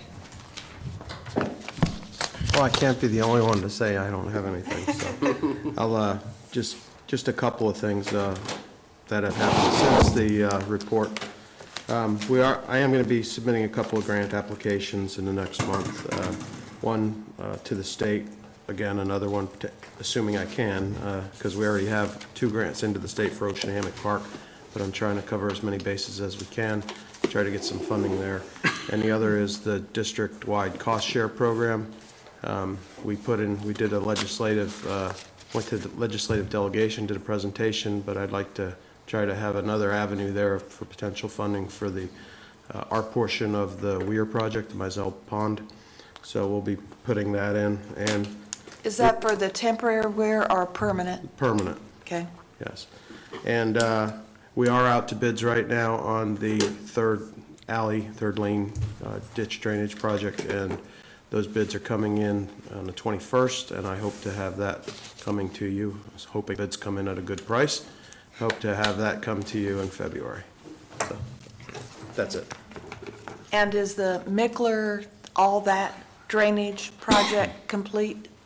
The Mickler? drainage is complete on that. We still have a little work to do on the landscaping concepts that we talked about at a previous commission meeting. We talked about it at CPAC a little bit. They like what we had done, but they'd like to see a couple of additional enhancements, maybe bench or 2, and a couple of areas along the sidewalk for, just make it a little more park-like. And so Tom Large and I are coming up with some concepts, and we'll hopefully present them at the next CPAC and then be ready to move forward. Okay. Mr. Law? I have no comments. All right. I have no further comments, and so just want to thank everyone for 2 very ambitious nights of, I think there's only other thing that Mr. Tredick brought up about the appropriations for the refund or assistance from the state. is I think we should have somebody go over with Mr. Tredick or whoever Max or Mayor wants to designate, and go at some point at the end of this month, 1st of February, and talk to Appropriations Chair Travis Hudson and just remind him of the conversation that he had, that he would help us recoup that cost. So I think that that's important, that we need to go over to Tallahassee during session one day, come back, and just be seen to try to get the money that we applied for. So Mayor, if anybody would like to do it, that's great. If not, I'm happy to go, So whatever. were you present when, I was. well, then? It sounds like a good fit. Yeah, I mean, I'm happy to go and set that meeting up with Senator Hudson and also with House Representative Cindy Stevenson, who we both sat down and spoke to about getting the share back from the state. Does anyone else want to go along? Well, I don't know if that would be appropriate. Okay, right. I mean, I would be, Right, too, you know, yeah. happy to be there and help sell it, but I don't know that that would be appropriate Okay. because So- of sunshine law. Right, right, A staff member could go if wanted. okay. I think my thought is that Mr. Tredick definitely be there because he's the one that put the PowerPoint presentation together, and it's already done, and we could even re-show it to say, hey, remember when we did this in front of the delegation, here's a little refresh. We would really appreciate the appropriation.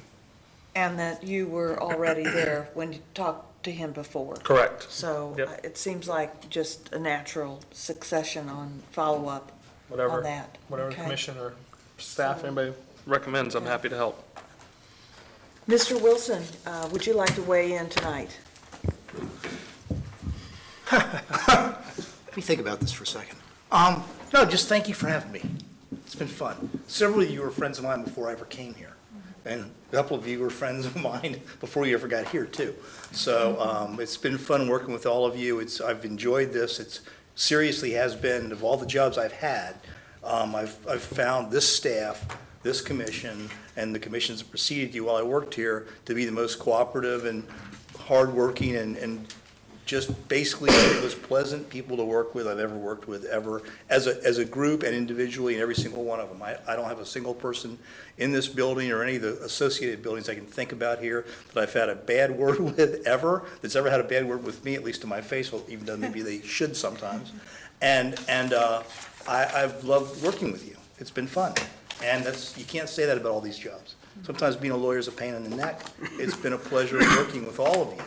And I hate abandoning you like this, but I have things I want to do. That's all. So, thanks. Thank you. Fun being here. We certainly appreciate And I will be- all that you've done for us. And I will see every one of you at some point around town in time anyway. Some more than others, so. But I'll be around, so not going anywhere. All right. Not permanently. I'll be somewhere all the time, but Okay, all my everyone, adventures on Facebook. we're going to make it before our deadline, and I just want to thank you all again, staff, everyone, for 2 nights. Lots of good work, very aggressive. We got this moved along, and it's going to be a very hardworking year. Look out for some workshops. That's all I can say. All right, thank you very much. The meeting is adjourned. I'll make a motion to adjourn the meeting. Oh, I'll second. all in favor? Aye. Meeting is adjourned.